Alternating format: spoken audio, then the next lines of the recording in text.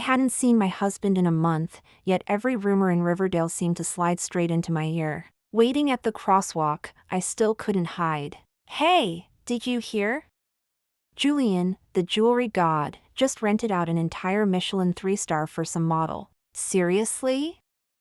"I saw him at Riverdale Arrivals 2 days ago picking up this long-legged chick, Veil something. Sienna.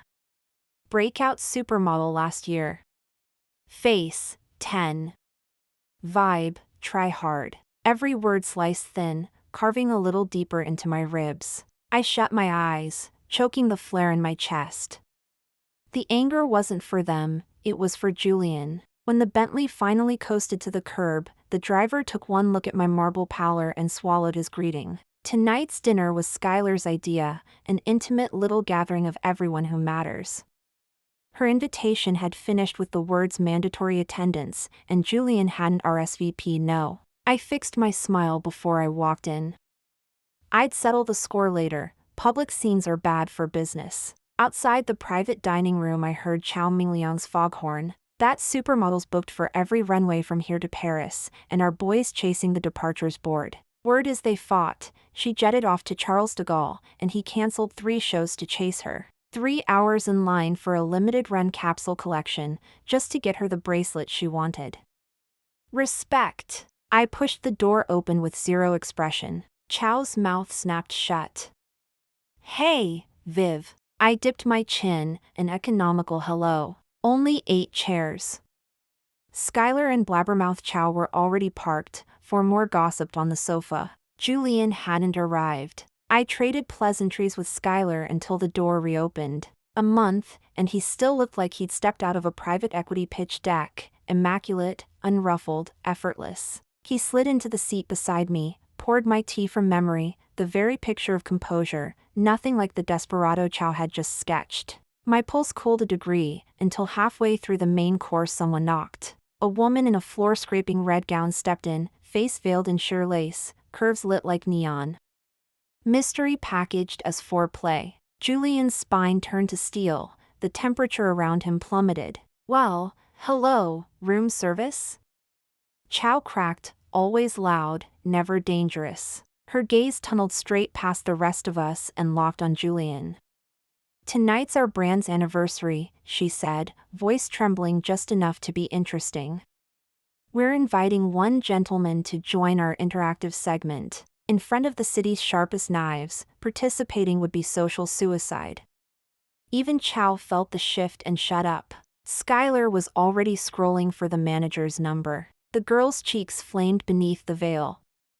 Julian rose. "I'll play." No glance my way. His hand settled on the small of her back and they were gone before the door clicked shut. Silence detonated. Everyone studied my face as if checking for shrapnel. I lifted my chopsticks, sampled the neglected sea bass. "This is actually good." A collective exhale. Forks clattered into motion. Chow beamed. "Right? You've lost weight, Viv, eat up." I laid the chopsticks down. "Good dish." Lost my appetite. The room iced over again. I rose. "I'm out." One dial outside, sent to voicemail. Then a text. "Julian, Viv, emergency. Emergency." Cute. I rang his father, embroidered the tale with extra stitches. Damien's cough rattled through the line like broken glass. Julian vanished after that. Rumor said half his design slate was reassigned, the gossip blogs went quiet on him and his true love. The Hartwell board applauded. The person who didn't clap. She came to me. Once a month I host a design salon, networking, critique, open bar. This time we were on a yacht. The guest list is usually an assistant's problem. Inside the cocktail lounge I was dissecting a 22-year-old phenom's portfolio when a shadow eclipsed the light. Red dress girl. Up close the veil was gone, the arrogance wasn't. Skylar barked, "You blind? Move." The model didn't flinch. "I'm Sienna." Skylar looked at me, asterisk, "Do we know this creature?" Asterisk. I gave a minimal headshake. Skylar shoved her. Sienna shoved back, Harder. Skylar stumbled. I pinched the bridge of my nose. The lounge's designers rose like a Greek chorus. Someone palmed a coupe glass. Sienna lifted her chin. If anything happens to me on your boat, Vivian, Julian will bury you. I wasn't worried about Julian or Graves. But blood on teak is hell to buff out. I waved the chorus off and faced her solo. She was still standing there, almost half a head taller than me, reed slender and undeniably stunning. But she was never the type Julian used to like. Julian doesn't love you, she blurted. I curved my lips. And? The answer caught her off guard. Sienna froze for a second. Because of you, Julian got chewed out by his father and his work's been blocked at every turn. How can you act so calm after what you did? I held her gaze, enunciating every word. Everything that's happened to Julian is his own fault. No talent and a talent for cheating. The word cheating hit a nerve. Sienna's face drained, then flashed crimson. You and Julian were only a business alliance. He didn't cheat. I'm the wife the Chase elders acknowledged. Our wedding portrait still hangs in the Chase flagship. You sleep with him, and that's not cheating? Then tell me, Miss Mistress, what is? Her skin mottled red and white, chest heaving. I leaned back on the sofa, eyes drifting past her to a young designer near the rail. I'm already an international supermodel, 6 figures a month on my own. I outrank you in looks and talent. You're just a socialite born lucky, partying your life away.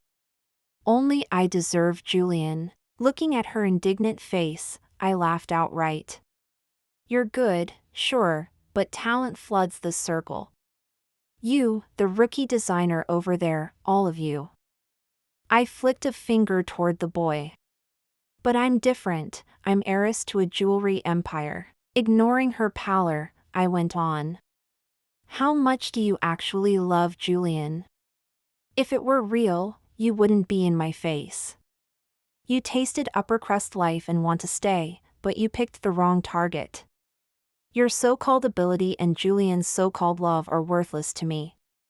Power and fortune don't transfer through pillow talk, class is a chasm. You stand here only because Julian is my husband. Without that, you wouldn't even qualify to speak to me. Sienna's face was white, lips pressed into a thin, stubborn line. I rarely wield words this viciously. Today I was past courtesy. Julian himself keeps muddying the waters, embarrassing me in public, already intolerable. And now his little girlfriend storms in to flaunt her victory. Eat from the bowl, then set it down to chase true love.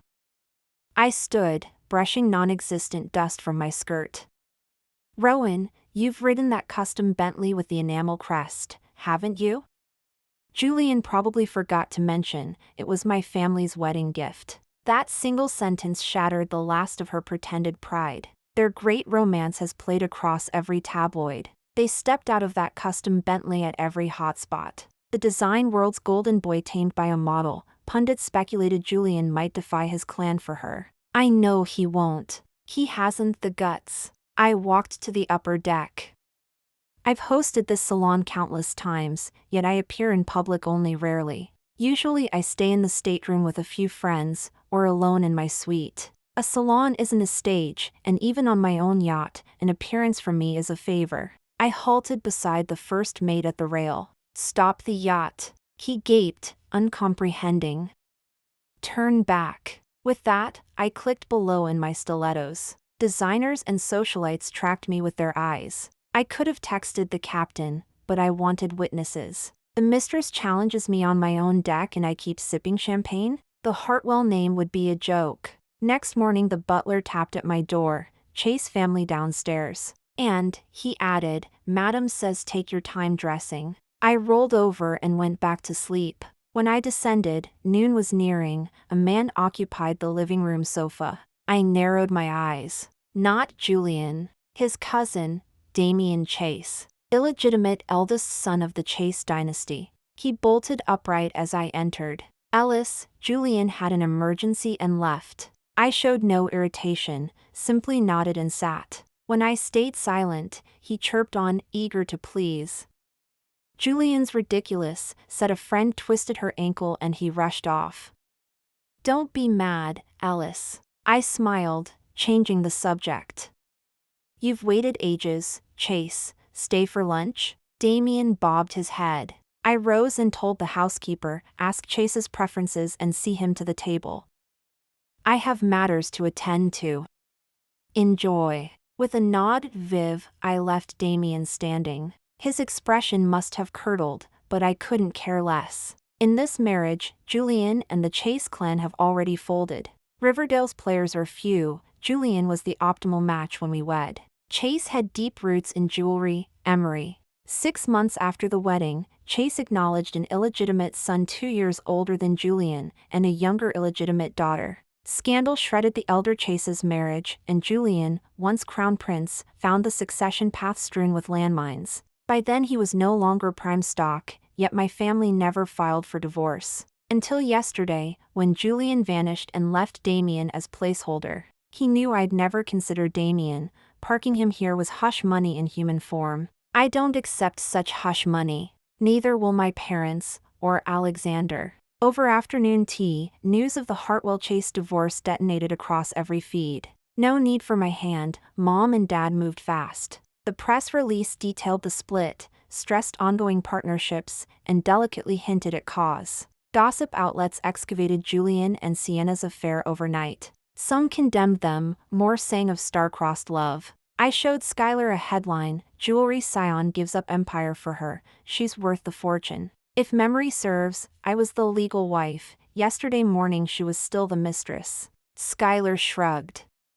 Love is innocence, darling. Innocent love, how laughable. The apostles of that slogan soon proved its hollowness. They marched straight to my house. Julian looked gaunt, Sienna hovered behind. Julian's mother escorted them, smiling like a hostess while my mother gripped her teacup like a weapon. I arched a brow. What fresh play is this? Forgot to mention, Julian's mother never liked me. No special reason, just the default hostility a woman feels toward the woman who marries her son, and after the family scandal broke she doubled the dose. Viv, come let Auntie get a look at you, prettier every time I see you.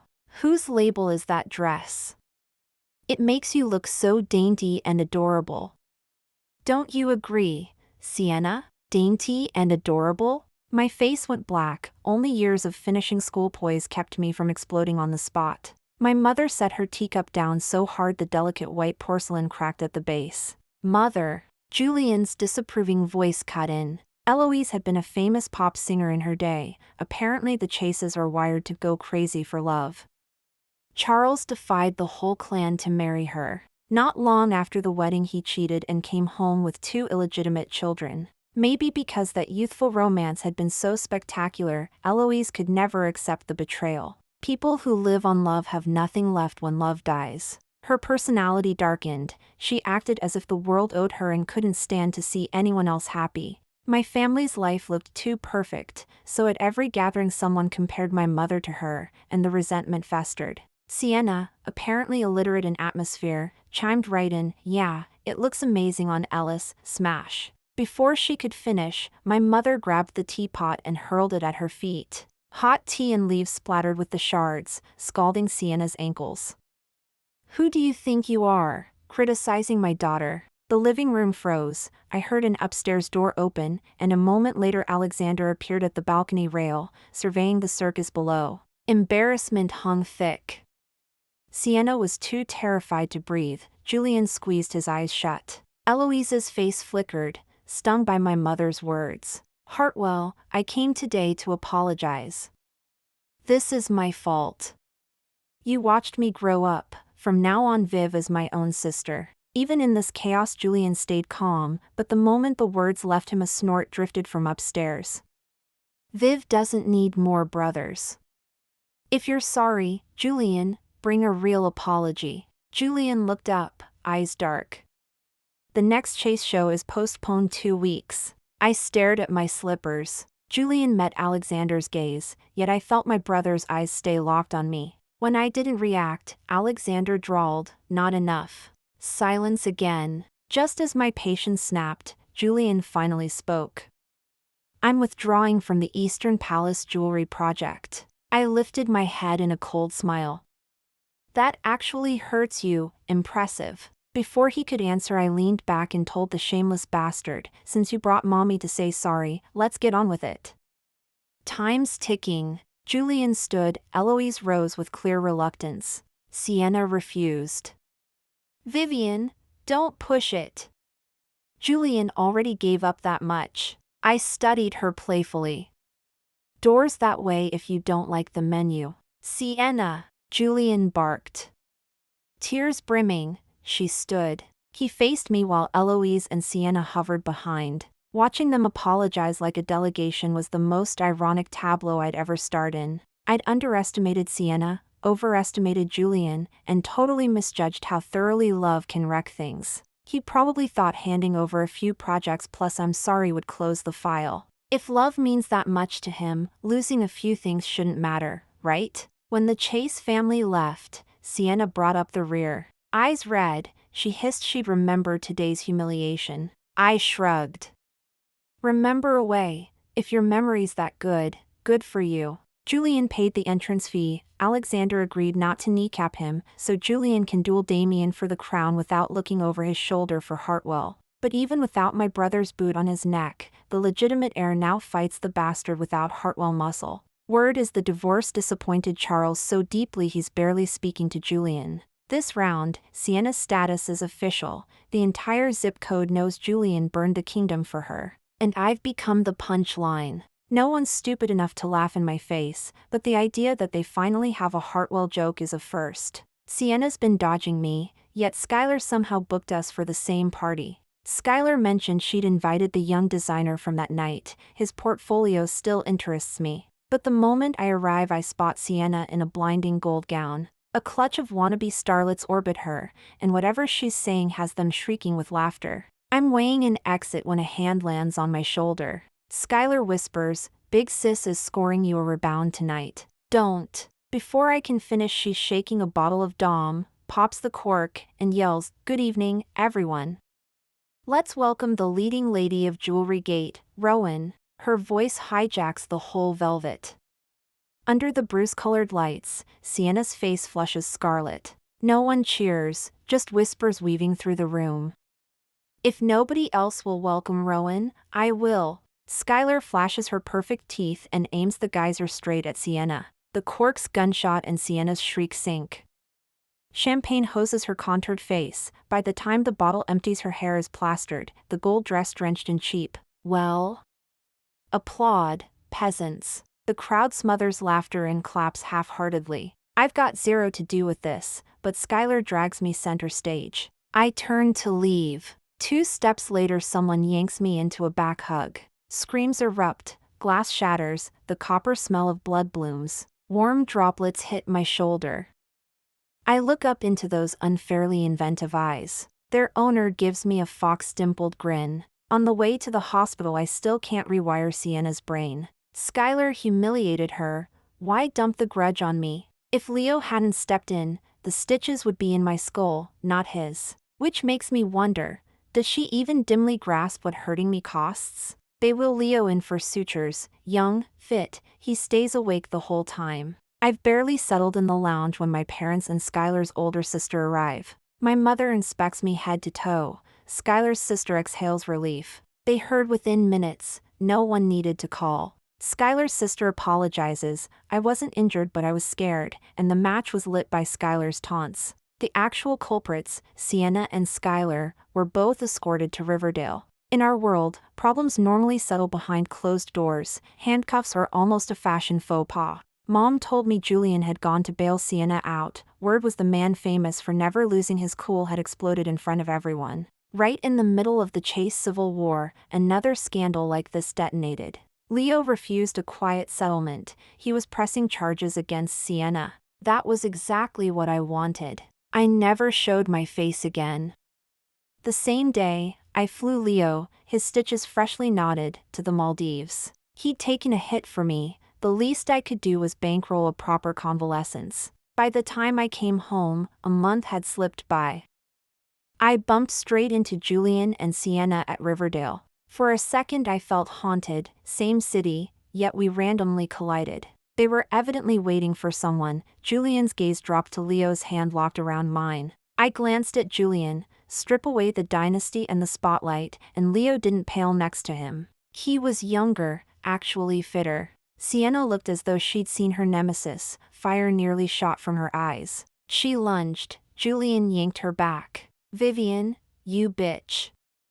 Born with a silver spoon, so what? You're still just a daughter." Even that floral enamel Bentley had to be gift-wrapped by mommy and daddy. "You honestly think you're royalty?" Julian told me everything. "You're nothing but a family merger tool." Julian's face was ash. His girlfriend raving like a fishwife in public, he had to be mortified. I let out a soft laugh.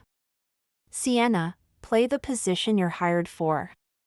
Not everyone bites the hand that feeds like Julian here, freeloading on the clan while he betrays it. I need a marriage, not a romance.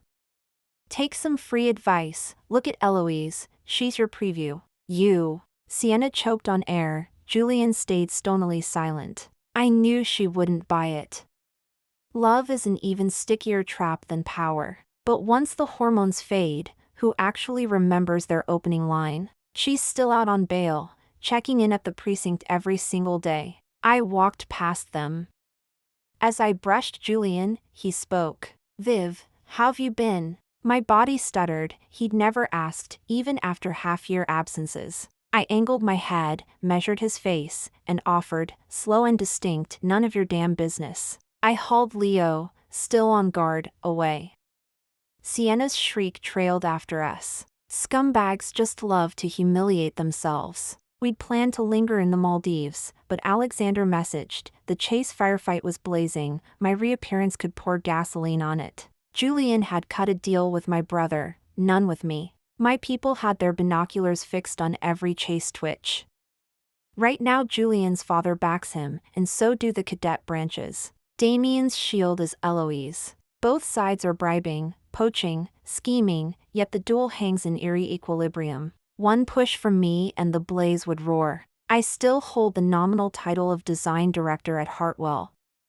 We've grown, but we're nowhere near the top houses. Still, I'm willing to stake every carat Hartwell owns. I endorsed Damien, publicly. The day the announcement hit, the landline never stopped screaming. When Hartwell and Chase sneeze, Riverdale grabs a thermometer. Every mid-tier firm ring to ask if the atelier was all in for Damien. Mom and Dad are abroad, only the butler answers. I heard Julian cornered Alexander once, left after 30 minutes, complexion the color of cement. I can guess the script. Big brother played Tai Chi, my sister, my headache. Plenty of vultures wanted into the chase scrum, but nobody dared pick first. Gamble on the loser and retaliation is certain. I fired the starting pistol, and the betting windows flew open. Chase descended into deeper chaos.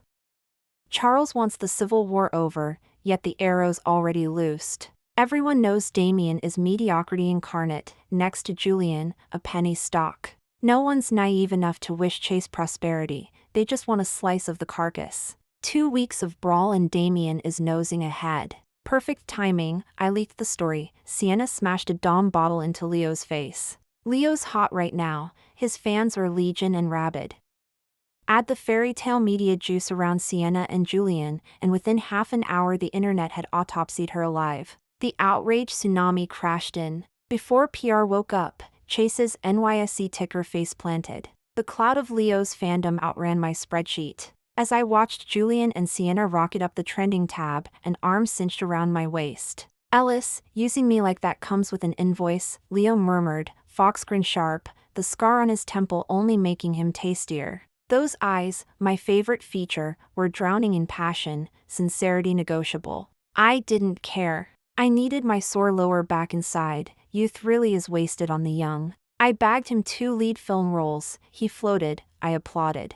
Leo's clever, never plays the boyfriend card. Apart from his stamina in the bedroom, I mostly approve. Julian, tarred by Sienna, became social poison. Damien pressed harder. Under the press glare, Charles disowned him. Damien assumed the crown. His first edict: purge Julian's camp. Risky, but long-term hygiene, I'd told him. Chase erupted in groans, veterans were escorted out with their dignity in shreds. Charles collapsed with a stroke, Damien, unshackled, swelled like a dictator who just discovered champagne breakfasts. Half the board was gutted, gravity always wins. Soon enough, someone reported Damien for diddling a junior on the conference table. He was hauled away for questioning. I was mid-sip when the news pinged, almost aspirated my water. Couldn't the fool even pretend to be respectable? Alexander slapped some tissues in front of me. Julian's finished, Viv. Time to holster the knives. I batted my lashes. Brother, the game just started. He froze. Mr. Unflappable suddenly looked meme-worthy. You're serious? He assumed this was about vengeance on Julian. No one knew the real playbook. Alexander senses my hunger, but demolish Chase? Even he never dared imagine it. I stretched, laughing. Don't underrate women, big brother. Marrying Julian was never my dream, but some things refused to bend to personal preference. A union with him maximized profit, yet if I could delete Chase from the bracket, the math flips. Hartwell turned coat first. Every scandal we'd stockpiled flooded the feeds like clearance merch. Charles lapsed into a coma. Eloise lacks the steel to steady the ship, so they dragged Julian back to plug the leak. But the C-suite is stuffed with Damien loyalists. Julian's every move drowns in red tape. Chase's NYSE ticker hit the limit down for the third straight day. For those 72 hours Julian didn't sleep, didn't even undress, throwing every Hail Mary he knew to keep the company alive. It was all for nothing. Julian moved fast, amputate the limb to save the body. He slashed operations, gutted payroll, and walked away with the bare bones of Chase. The dynasty was hemorrhaging, but at least the brand still breathed. Everyone in Riverdale knew the truth. Chase would never rise again. On these battlefields there are no friends, only balance sheets. Chase was now a slab of Wagyu on a platinum platter, and the wolves were circling. I intended to swallow the biggest, bloodiest piece. The afternoon I seized their flagship limited-run capsule collection, Alexander threw me a victory gala inside Hartwell headquarters. Every department shuttered for 2 hours while thousands of employees roared my name from the marble atrium. In the century since our founding, no Hartwell heir had ever been honored like that. Life is just a handful of moments that actually matter. Mine sure as hell wasn't the I do mumbled in front of some priest. After the last champagne bottle was emptied, Dad handed me a black custom key fob. I own plenty of exotics, but this one came bespoke, matte black paint laced with Hartwell's signature cobalt enamel arabesques. Everyone in Riverdale knows that motif used to crown the family's son-in-law.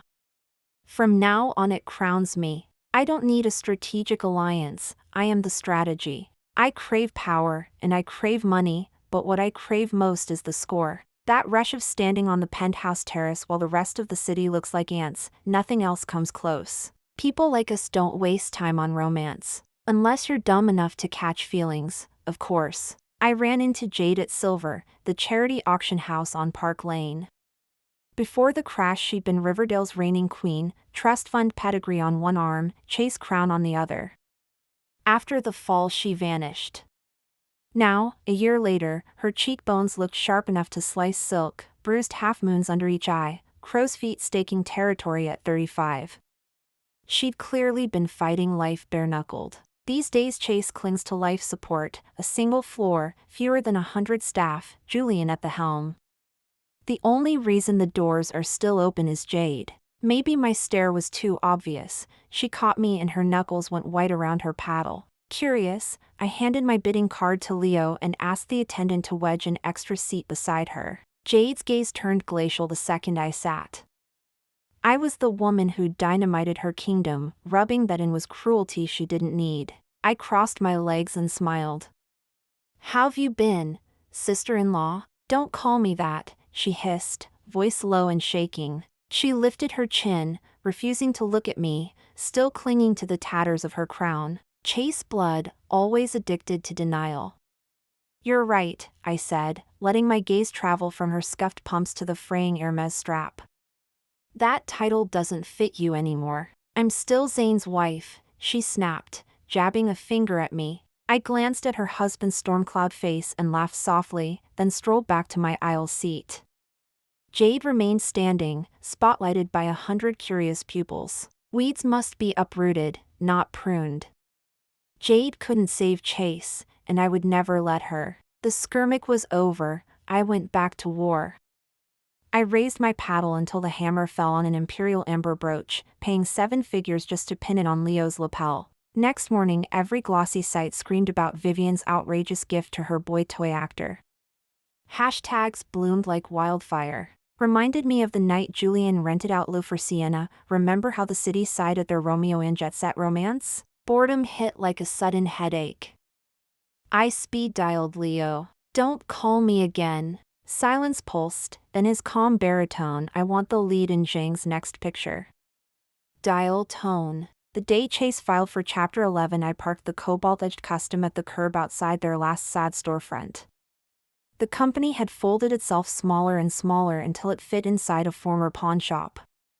Through the dusty glass I saw Julian and Sienna hunched over folding tables, shoulders curved like question marks. The golden boy who once lit up every ballroom now looked like a deflated balloon. I almost pitied them, almost. Instead I laughed, at every humiliation they'd served me, at the way Julian had played a royal flush into trash, at love's toxic high. I settle scores in compound interest. Bruise me once, I bankrupt you forever. My driver opened the door. The cracked sidewalk scraped my Italian lamb leather soles, but I kept my spine steel straight and stepped inside. Julian noticed me first. Sienna's hair was still shampoo commercial glossy, her white shirt and black slacks crisp. Apparently she traded runways for grocery runs.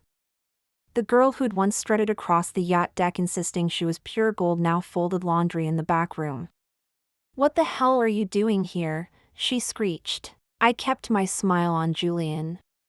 He actually stepped forward, voice soft, almost tender. "Viv." I rubbed the goosebumps on my forearms and backed away. He didn't take the hint. "Viv, I saw the tabloids, you and Leo split?" A record scratch went off in my skull. Had someone body snatched him? Sienna lunged, grabbing the sleeve of his cheap black shirt. Fabric tore like paper. "Explain yourself, you bastard." Dreaming of crawling back to her? Look in a mirror. She wasn't wrong. "I've played nursemaid to your whole damn family for 2 years, you deadbeat. And you still won't marry me. You and your witch of a mother think you can trade up. Well, take a good look." She yanked again, buttons ricocheted off the wall. Julian's shirt surrendered completely. He clenched his fist and, crack, slapped her so hard her head snapped sideways. I slapped a hand over my mouth. He'd just hit a woman. Fistful of her extensions, Julian snarled, "I lost everything because of you, you toxic." I slipped out before the cops arrived. After all, I'd been the one to dial them from the car. I'd rehearsed a grand exit line, generations of empire, decades of legacy, ashes now, Julian. You lost. But watching 2 addicts of love devour each other on a cracked linoleum floor? Not worth my perfume. I lifted my skirt clear of the detritus and left them to their rubble. Thanks for listening to today's story. On a scale of 1 to 10, how would you rate it? If you enjoyed the video, please like and share it with friends. We'd love to hear your thoughts in the comments. Don't forget to subscribe for more gripping tales. See you next time. I quit my job and stayed home to focus on the pregnancy. On a whim, I decided to bring lunch to my husband at the office. Instead, I walked in on the man who hates human contact squeezed at a tiny table with a female intern, sharing a meal. My germaphobe actually opened his mouth and ate the piece of meat she had already bitten in half. I pushed the door wide and clapped. "Wow, so sweet, I'm shipping you 2 already." Dominic tried to explain. I upended the lunch I'd cooked over his head. "You like eating? Then eat your fill." That night I had my lawyer draw up the divorce papers. Plenty of men in the world. One less won't matter. At noon I cooked Dominic's favorites and carried them to Vance Capital. The door to the corner office was ajar, and a syrupy female voice drifted out. "Boss, this bite is amazing. Try it."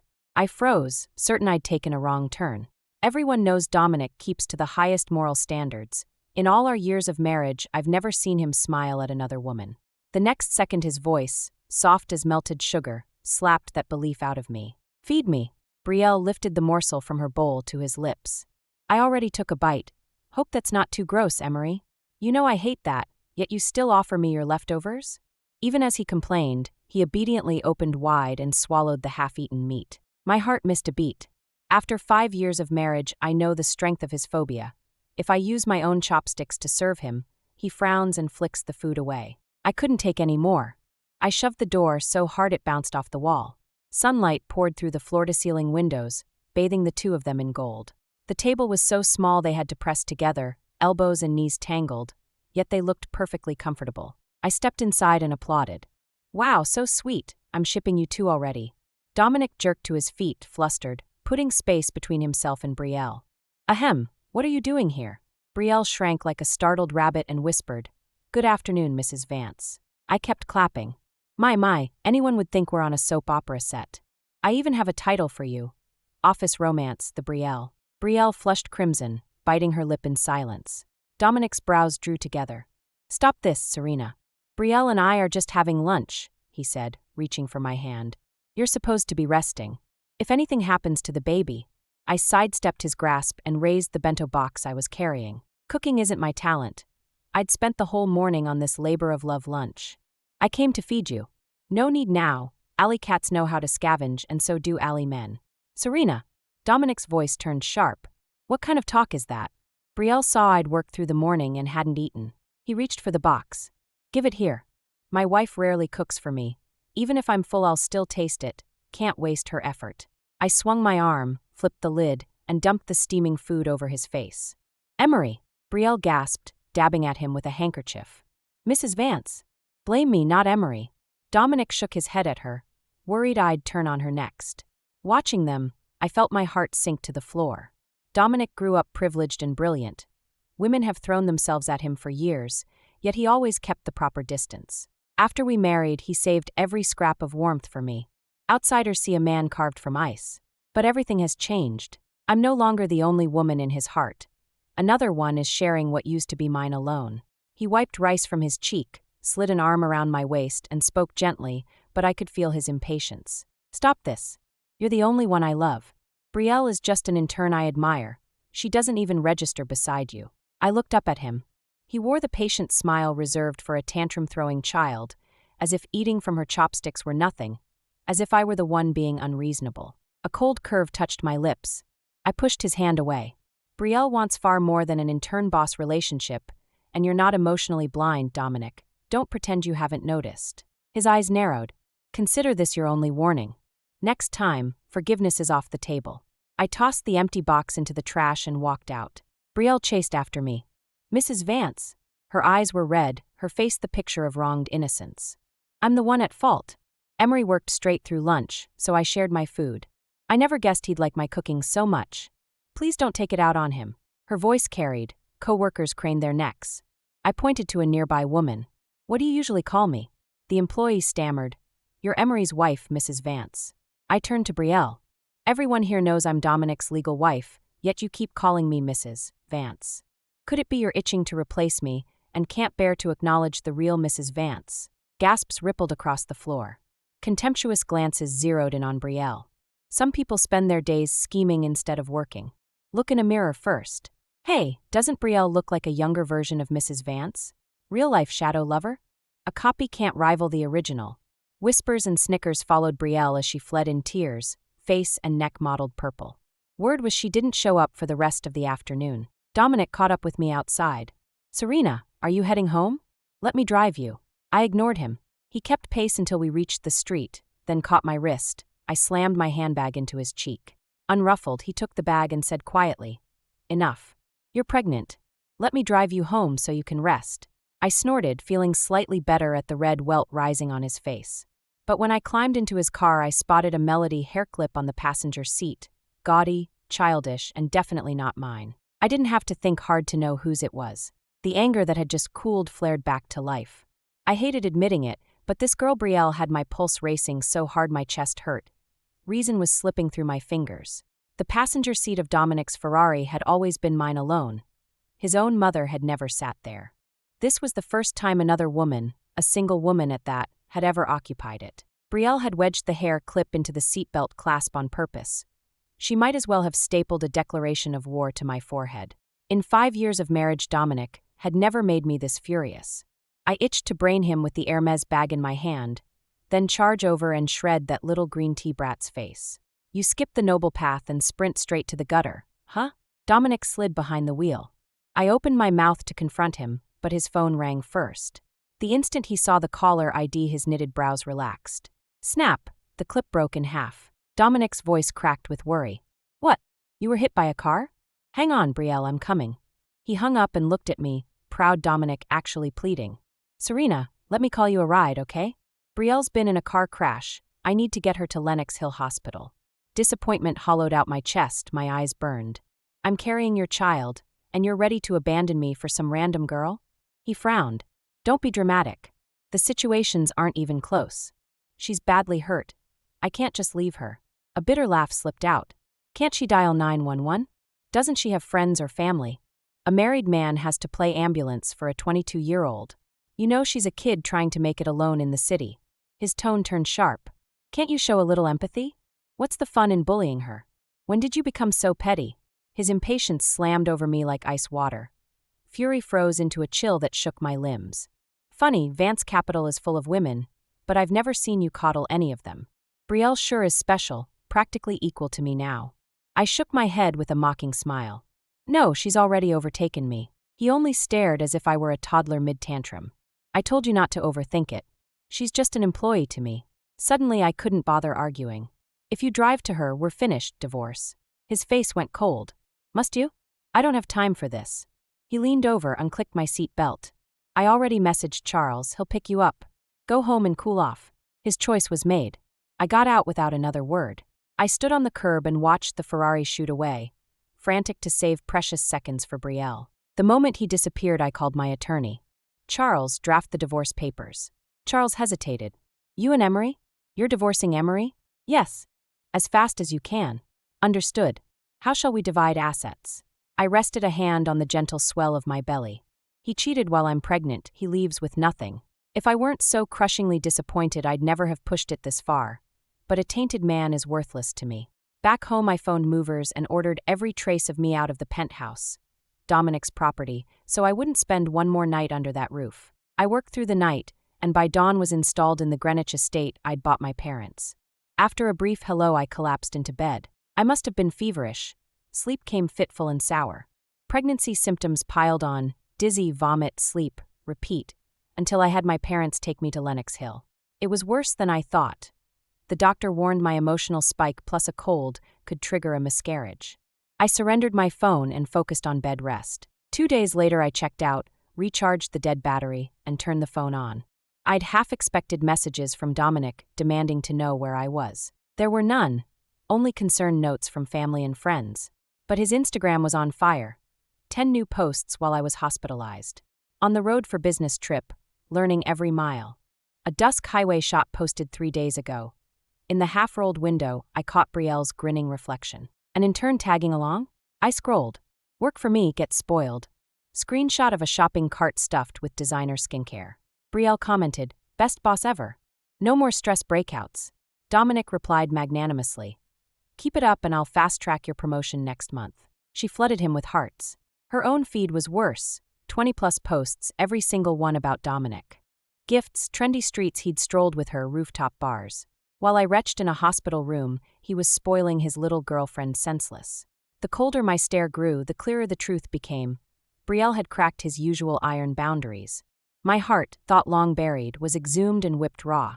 I wiped my eyes and texted Charles. Send the papers the instant they're ready. When they hit my inbox, I forwarded them to Dominic immediately. Review these. If they're fine, I'll print. Sign when you're back from your business trip. Within seconds, he replied with a voice memo, road navigation prompts in the background. You serious, Serena? Divorce, really? I snapped. You think this is a joke? He exhaled in frustration. Don't act on impulse. I haven't been home because of this sudden trip. I'm not acting on impulse. I'm perfectly calm. My tone was flat, stripped of every trace of emotion. I made the decision to divorce you only after I'd thought it through with a cool head, So I'd appreciate it if you, Mr. Vance, would cooperate with the rest of the process. Dominic laughed in disbelief. What are you talking about, darling? Do you realize you're still carrying my child? While he said it, I could hear Brielle on the other end, oblivious to our conversation, giddily begging him to come look at the sunset. I said I want a divorce. I refused to let my baby enter this world calling Daddy a man who could cheat at any minute. Cheat? What cheat? Brielle only came on the business trip with me. We have a perfectly normal boss-subordinate relationship. He clicked his tongue, promising me with practiced indifference. If you're throwing a fit because of her, relax. Nothing's ever going to happen. I laughed. Tell me how I'm supposed to believe that. Believe the luxury face cream you flaunted on Instagram for her. Dominic went silent for a second. If you want a bottle, I can buy you one too. There's no need to get upset over it. I can damn well buy it myself. Get lost. Furious, I hung up, changed our couple profile picture to something else, erased every trace of him from my feed, then marched to a print shop and ran off the divorce papers. I never expected Dominic to come rushing back that same night. He came up empty. I'd already moved out of our marital penthouse. I'd left my phone untouched for only half an hour, and he had blown it up with calls and barraged me with 99+ messages. Too late. The day I was discharged from Lenox Hill and didn't hear a single word from him, I stopped caring about anything he might ever send again. Serena, where are you? Why aren't you home? Stop wandering off. Our baby is suffering enough thanks to you.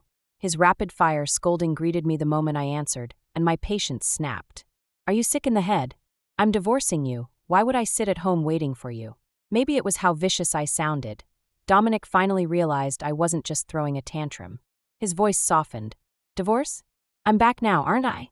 Serena, I think we need to talk. Let's pick a place and hash this out. I fired him a restaurant location right away. After all, I had to hand him the divorce agreement for his signature. He arrived before me. When I strolled in, he was already at the table, every dish on it something I loved. Dominic stood and pulled out my chair. Serena, let's eat first. I ordered all your favorites. See if the food here suits you. No need. I stayed on my feet, slapped the divorce papers on the tablecloth. I don't have the appetite. Sign this and I'm gone. We have nothing left to discuss. His brows pinched. That won't do.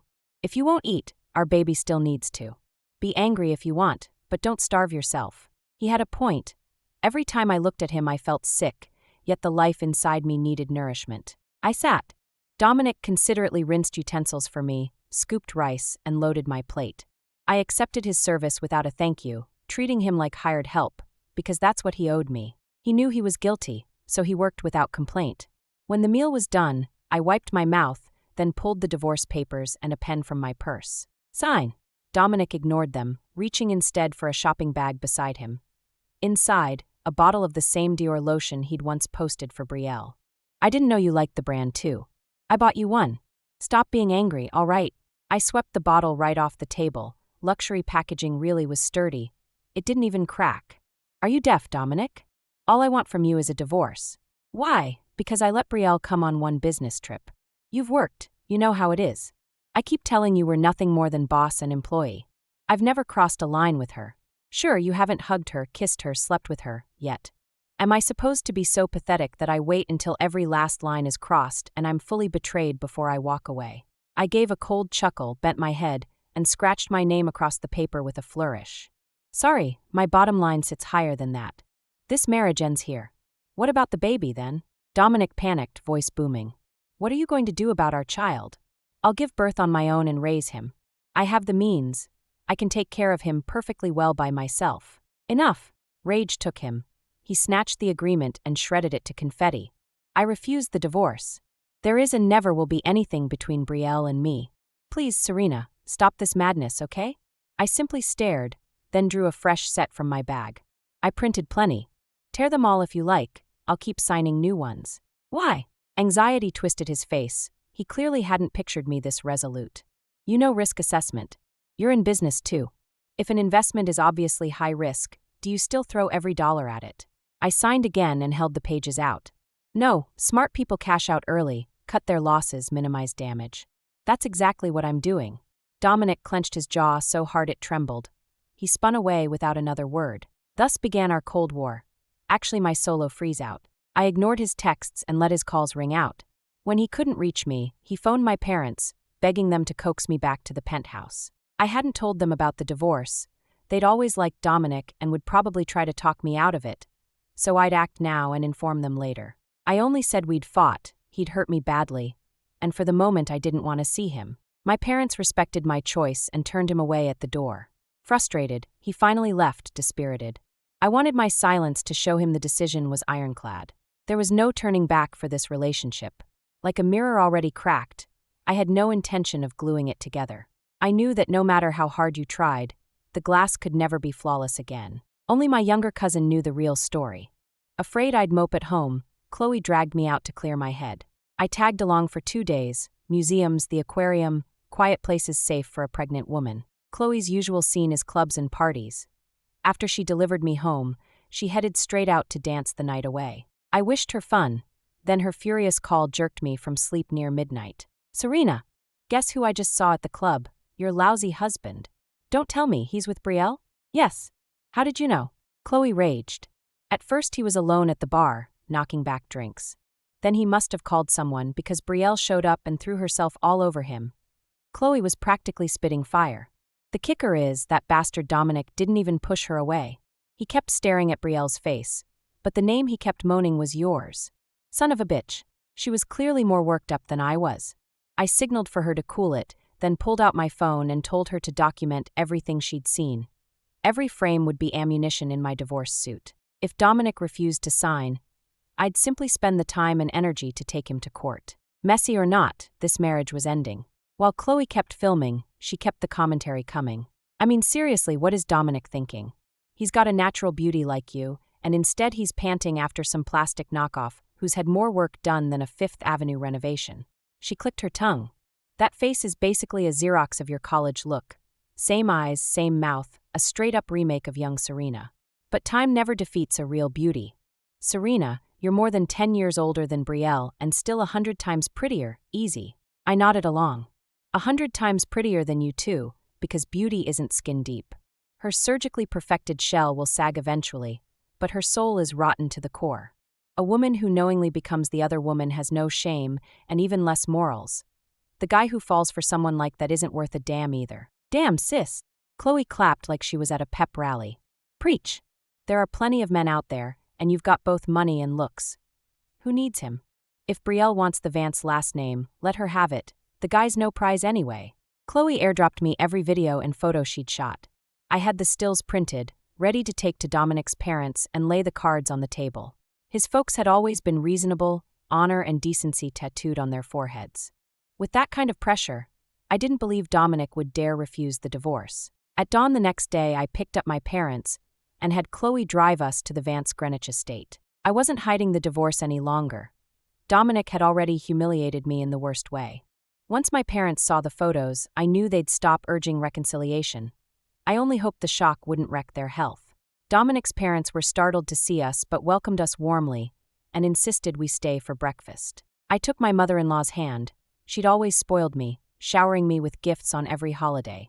If Dominic hadn't crossed my absolute red line, I would have hated to lose such a wonderful mother-in-law. "Mom, could you ask Dominic to come home for breakfast too?" "Oh, right." She smiled lovingly. "I was just wondering why he didn't drive you, sweetheart. You're pregnant, work can wait, his wife can't." I sighed inwardly. Busy with work. More likely he and Brielle were still tangled in bed. Richard called his son. 2 hours later Dominic finally showed, hungover and pinching the bridge of his nose, offering my parents a limp greeting. Once everyone was seated, I dropped the bomb. "Mom, Dad, I'm announcing something.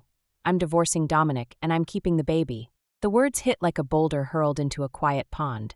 Every face around the table changed color, except mine and Chloe's. "Serena, what are you saying? You and Dominic have always been so happy, why suddenly divorce?" "Exactly, couples fight, but we can fix it. Talk to us, let us help." "Serena, did Dominic bully you? Did he hurt you?" "We'll scold him, just please rethink the divorce." I drew a steady breath. "No, my mind is made up. What's broken between Dominic and me can't be fixed. I'm hoping you'll help me talk sense into him." "Serena." Dominic snapped. "What do you mean can't be fixed? What did I do that's so unforgivable? Stop the theatrics." Chloe jumped to my defense. "Theatrics? You really need us to spell out your crimes, jackass." I folded my arms. "Dominic, where were you last night? Club, right? His face bleached. I slapped the stack of photos onto the table. Mom, Dad, see for yourselves. Last night your son hit a club and got handsy with a female intern from his own company. Our parents stared, thunderstruck. Hands? Those photos showed full-on mouth-to-mouth. Dominic snatched one, thunderstruck. What? These are photoshopped, right? You faked them. He glared bloodshot, as if he were the wronged party. I don't even remember this. I went drinking because you're dragging me through divorce hell, drowning my sorrows. I'm not bored enough to fake photos. I pulled out my phone. Still images not enough? Try video. With the whole family watching, I pressed play. On screen, Dominic cradled Brielle with one arm while the other hand stroked her cheek in slow motion. Brielle fluttered her eyes, feigning shyness, then rose on tiptoe and kissed him. He didn't flinch, he leaned in, tightening his grip around her waist. I gave a cold laugh. So, Dominic, this is your definition of nothing inappropriate. The color drained from his face. Eleanor burst into tears and smacked him. You little bastard. Your wife is carrying your child. Richard shot him a look of contempt, growling, disgrace. Panicking, Dominic lunged for my hand. My parents blocked him. He stared at me. No, I was wasted. I didn't know what I was doing. Brielle kissed me, not the other way around. I sneered. If you weren't stroking her face, would she have kissed you? And you sure looked like you enjoyed it. I told you I was drunk. Brielle looks like you. I mistook her for you, Serena. It's you I love. Disgusting. I felt my skin crawl. How could he be so shameless? Don't use me as an excuse for your emotional affair. You love me, yet you scarf down food Brielle's already bitten, while you gag when I serve you. You love me, yet you dumped me, 6 months pregnant, on the sidewalk so you could give your intern a ride? You bought her designer skincare you never spared a dime on for me. While I lay in Lenox Hill with a fever you whisked her off on a business trip vacation. And you dare say you love me? I only saw your younger self in her, he babbled. The only reason I noticed her at all is because she resembles you. The person I love is you, Serena. As if to prove his point, he dialed Brielle in a rage. She answered on the first ring and greeted Dominic in that syrupy voice of hers, only to be met with a torrent of curses. Brielle, have you no shame? You followed me to the club. Who the hell said you could kiss me last night? You waited till I was drunk and then pulled this sleazy stunt. How come I never noticed what kind of woman you really are? Brielle sounded wounded. Emery, you were the one who called me to come pick you up. As for the kiss, I know I was wrong. If Mrs. Vance is upset, I'll apologize to her. Please don't let this come between you two. Dominic glanced at me, the look saying, if only you were half as understanding as Brielle. Enough, he snapped. I was drunk last night, but if anything like that ever happens again, you're fired. He ended the call, and the very next instant my palm cracked across his cheek. Fire her? Why not just divorce me? Then you can keep her on, and even promote her to your wife. The slap echoed. A crimson handprint bloomed on Dominic's face. Serena, the only woman I want as my wife is you. I was wasted. I honestly mistook her for you. If I'd known it was her, I would have shoved her away the second she leaned in. Chloe laughed out loud. You pathetic dog. You actually think that sounds romantic. Dominic opened his mouth, but his father's roar cut him off. That's enough, you disgraceful fool. My parents had heard enough excuses too. They nodded politely to Dominic's parents, then led me out. After that farce, I got exactly what I'd come for. With his parents leaning on him, Dominic signed the divorce papers, and we agreed to pick up the decree at City Hall the next afternoon. But when the next day came, I waited until the sky went black and he never showed. That lousy bastard. He'd stood me up on purpose. I stormed over to Vance to confront him and found Brielle sniffling at her desk, stuffing her things into a cardboard box. When she saw me, her red-rimmed eyes flashed with resentment. What the? Just then Dominic stepped out of the corner office. Serena, I fired Brielle. I swear I'll never see her again. I've apologized for what happened at the club. Can't you give me one more chance? He still wouldn't give up. No, I was past irritated. Stop badgering me. His eyes reddened. Am I really beyond forgiveness? We grew up together. Years of history. And you're throwing it all away? Don't sentence me to death so easily. Dominic, do you think this doesn't tear me apart? You're my only childhood friend. You watched every stage of my life. Every milestone I've ever had, you were there for. The more I spoke, the closer I came to sobbing. Tears slid down without permission. You're that special to me, so the hurt you dealt is just as huge. I keep telling myself you were the one who gave up on us first. Because you're Dominic, even the smallest mistake is a capital offense in my eyes. You're the man who never spared a second glance for any woman. You embodied the word fidelity. Then Brielle appeared out of nowhere. You've broken rule after rule for her. Sometimes I think you love her more than you ever loved me. I can't afford to be soft. I have to force myself to be cruel. You did fall for her, your heart strayed. It's tainted now. Dominic, I really don't want you anymore. I had never poured so many words out at once. Dominic's face drained of color. His lips trembled, guilt glittering in his eyes. I wiped the tears from the corners of my eyes and turned to leave, but he caught my wrist. I love you. You're the one I love. Brielle was just a substitute, temporarily blinded. I swear I'll change. We have a child, Serena. Forgive me this once and we'll only get better. Let go. I flung his hand off, my agitation so fierce I could hardly breathe. Dominic, tomorrow afternoon I'll be at City Hall again. If you ditch me, I'll call the doctor and terminate the pregnancy immediately. He stared in disbelief, a single tear rolling down. You'd really go that far? Yes. Tears streamed down my own cheeks as I looked back at him. I will bring this baby into the world only as a divorced woman. Decide for yourself. I walked away. This time he didn't try to stop me. Behind me came a wrenching roar. Dominic, finally realizing what he'd done, howled in despair. I'm sorry. Serena, I'm so sorry. I never knew I'd hurt you this deeply. I failed to keep my distance from Brielle, and I let you down. His apology was genuine, but it came far too late. If a divorce is what it takes to ease your pain, then I agree. I'll be there on time tomorrow. He kept his word. I held the brand new divorce decree in my hand and felt reborn. Severing a relationship already cracked into pieces was like summoning the courage to cut away rotting flesh. Pain is brief, relief lasts forever. After the divorce, I moved in with my parents and spent the rest of the pregnancy in peace. Then delivery day arrived. My son came into the world, a healthy, chubby boy.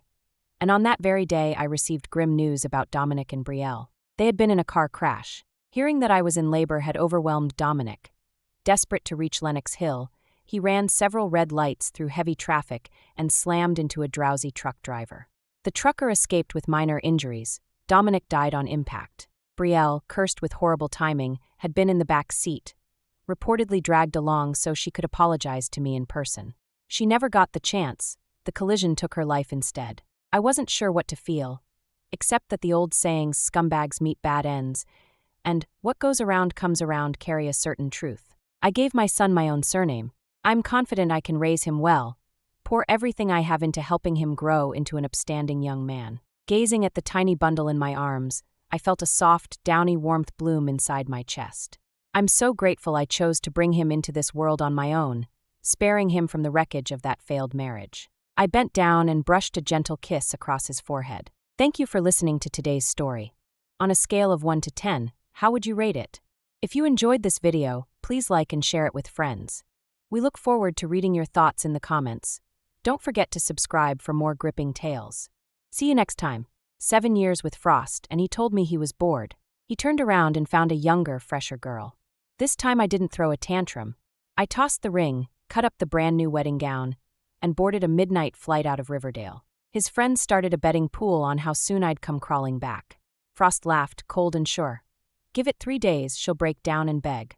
But 3 days came and went, then another 3, radio silence. Frost finally lost it and dialed my number himself. Serena, stop the drama and come home.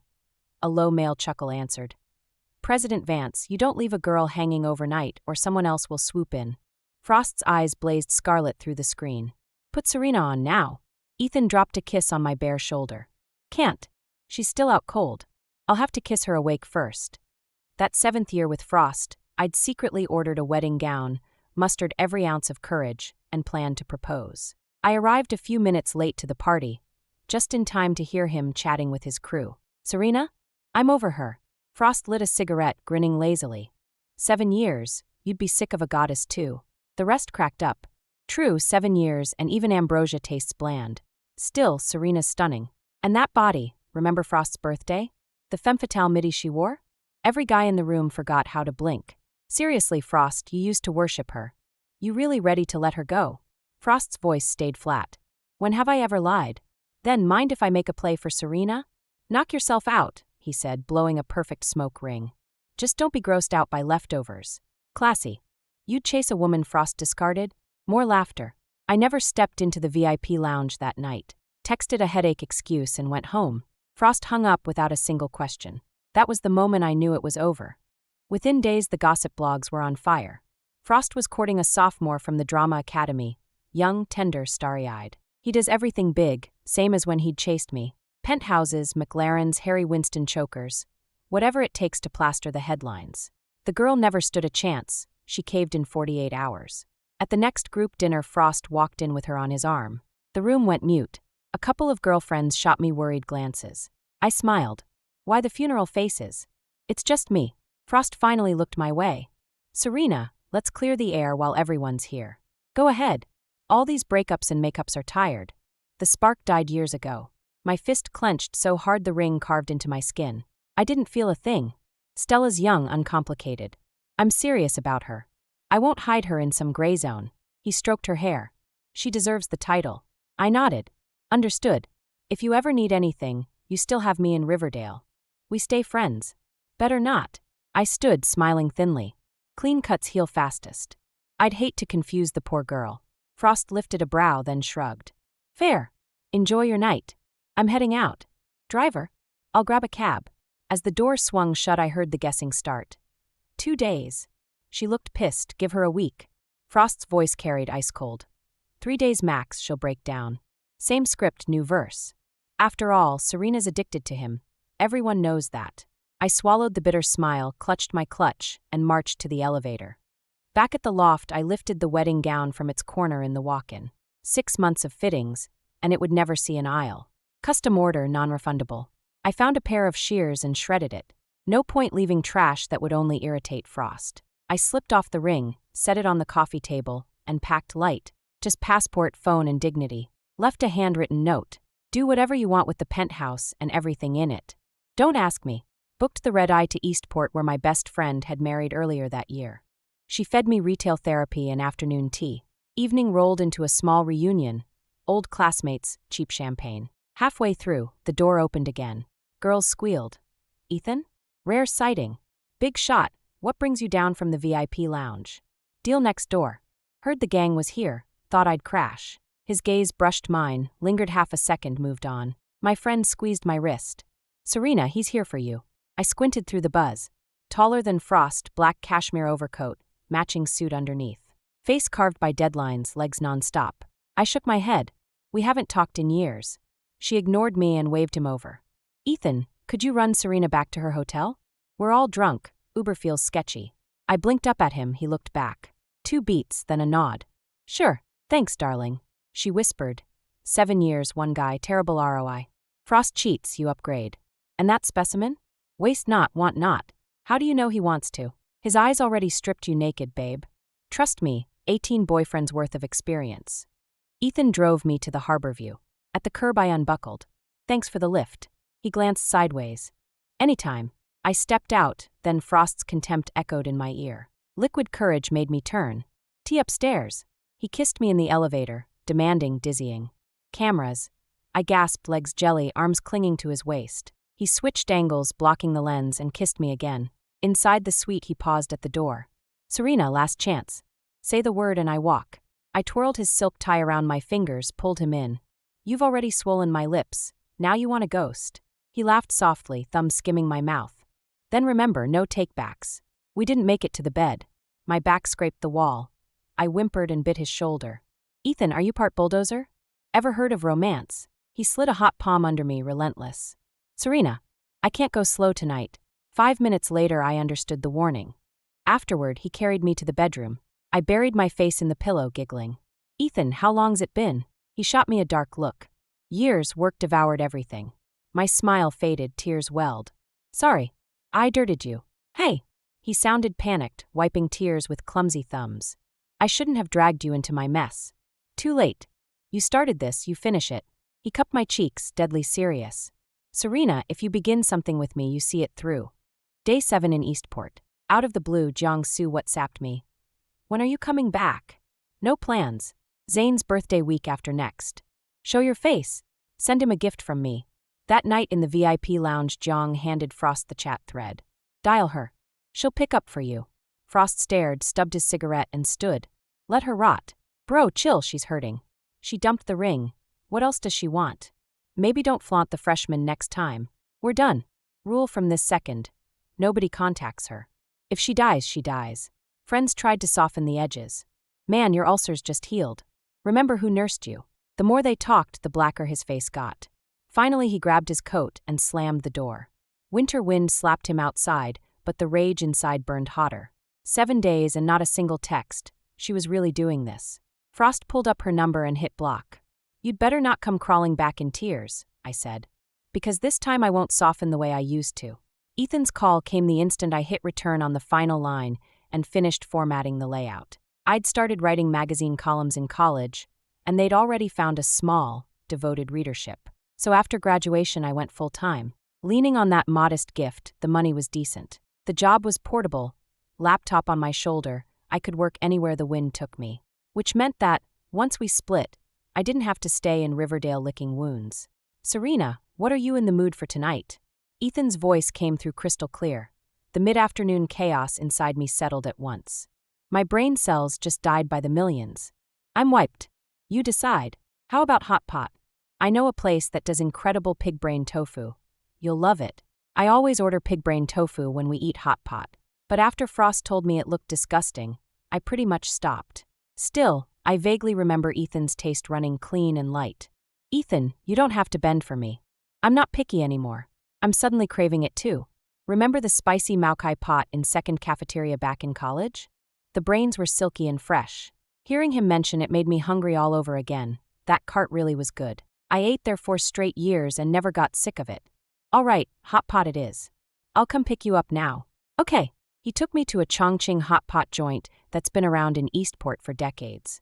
The storefront is worn, the space cramped, but the turnover's wild. Ethan in his tailored suit looked completely out of place. I watched him wipe my chair with a napkin, then scald our bowls and chopsticks with hot water, and pour my juice like he'd done it all his life. A trust fund prince, yet the small stuff came naturally. Ethan, your ex-girlfriend really trained you well, I teased. Unlike me, 7 years of on and off. Only at the very start, when Frost chased me, did I feel pampered and prized. After graduation, the 1.5 years we lived together, I was basically his housekeeper. Frost's stomach was delicate, so I learned to cook and simmer soup, tending his meals and his days like a little wife. Now I finally see. I loved him until I vanished inside that love. I forgot the rule about loving yourself first. How, then, could I expect his feelings to stay blazing forever? Ethan swirled food in the pot and glanced up. Where did you hear I had an ex-girlfriend? I blinked. Didn't a girl follow you around in college? Childhood friends or something. You mean Ing Zhao? He laughed. We grew up together, sure, but we never dated. I never liked her that way, more like a little sister. So you haven't dated anyone since? He folded his shirt cuffs with care. Setups, short tries, when it felt wrong, I ended it. Oh, so nothing after that? I dropped my eyes, remembering his first night jitters, and his claims suddenly sounded plenty believable. Serena, I won't next time, he said out of nowhere. I was lost. Won't what? He turned away and cleared his throat. Maybe it was the steam curling off the broth, but his ears were scarlet. You'll know in a bit. He spooned the cooked pig brain tofu into my bowl. Eat.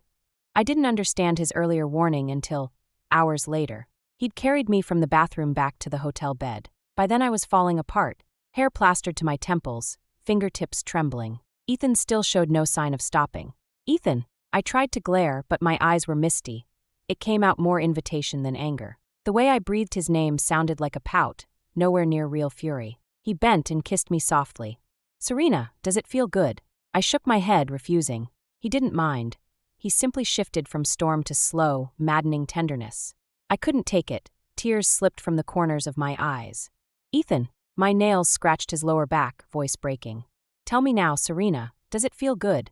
His own eyes were red with restraint, arms corded, sweat dripping from his forehead. That feeling of racing toward the peak, yet always falling a breath short, drove tiny sobs from me. It just feels good. A searing palm gripped my waist. He drove in like a siege, shattering my voice into broken notes. The last thing I heard before I blacked out was his whisper. Serena, if it feels good, promise you'll never leave me, all right? The night of Zane's birthday, the gift I'd bought in Eastport reached him via friend. Frost sat on the sofa smoking, the bottle in front of him already half empty. Ethan and I had picked the present together. Vintage cufflinks from a couture house Zane adored. Nice detail on these, Zane said, smile stiff. He peeked at Frost and quickly had his girlfriend stash the box. Hand it over. Frost's voice cut in. Jordan froze, then obediently passed the leather box. Frost stared at the cufflinks. The logo was discreet, almost invisible, but he studied it a long while. Put it away. He snapped the lid shut and slid it aside. Zane exhaled in relief and reached, only for Frost to seize the empty bottle and smash it against the coffee table. Shards flew. A long gash bloomed across the back of his hand. The VIP lounge erupted. What the hell, man, why the tantrum? That cuts deep, blood's not stopping. Hospital now. Frost stood motionless, face dark, violence coiled in every line. Serena never bought this brand, he said, voice low and husky. Zane forced a laugh. So what? Maybe she just grabbed something. Unlike your birthday, she started planning yours half a year ahead. Right, Frost, we all know Serena treasured you. You were easily 10 times the rest of us combined. Frost gave a cold laugh. Treasured me. The chatter died by degrees. Frost, should I call her? Let's get that hand stitched first. Zane, emboldened, snapped a photo of Frost's torn hand and WhatsApped it to Serena. Frost didn't stop him. Maybe it happened too fast. The room went pin-drop quiet. 10 seconds later, Zane's phone rang. See? Told you she's crazy about you. Look, Serena's calling, he gloated. Even Frost's furious face seemed to smooth a fraction. You answer, Zane chirped, thumb swiping speaker. The moment Serena spoke, Frost's mouth flattened to a line. Zane, what happened? Are you hurt? Nah, not me. Frost's hand, you should see it, blood everywhere. He rattled on, but the line stayed eerily silent. Serena? You there? Come back, will you? He won't see a doctor. Keeps bleeding. Zane, her gentle voice returned. Yeah, talk to me. He waggled brows at Frost. Don't tell me about him anymore. Zane's grin collapsed. Serena. Also, happy birthday, Zane. Wait, Serena, don't hang. The click echoed loud. Zane stared at the phone like it burned, wishing he could knock himself out. Why meddle in this mess? Silence swallowed the room. Frost surveyed them, calm almost. Cat got your tongues. Nobody breathed. He laughed again. No one's got a damn thing to say. Frost. Easy, the bleeding's worse. You know how Serena gets, someone muttered. From the corner, Reese finally spoke. Truth is, I've wanted to say, what you did cut deep. She's a woman. Women have thin skin. Even if the spark dies, you end things with grace. Who says I'm ending anything? Frost sneered. 7 years. I could raise a dog and it'd wag its tail when it saw me. Reese smiled faintly. Ever wonder how many sevens a girl has? What if she really never comes back? Impossible. A tremor flickered in his final word. What's truly impossible in this world? Once a heart cools, warming it again is hell. Frost, don't set yourself up for regret you can't undo. Ellis rose, bag in hand, and walked out. Nearby, Caspian watched his wife of 2 years, eyes unreadable.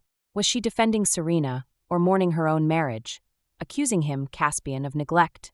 Caspian, aren't you seeing your wife off? He curved a smile, lit a cigarette. My wife. She's on set filming. Doesn't wrap until next month. Keep pushing your luck, her friend sighed, shaking her head. Caspian gave nothing away.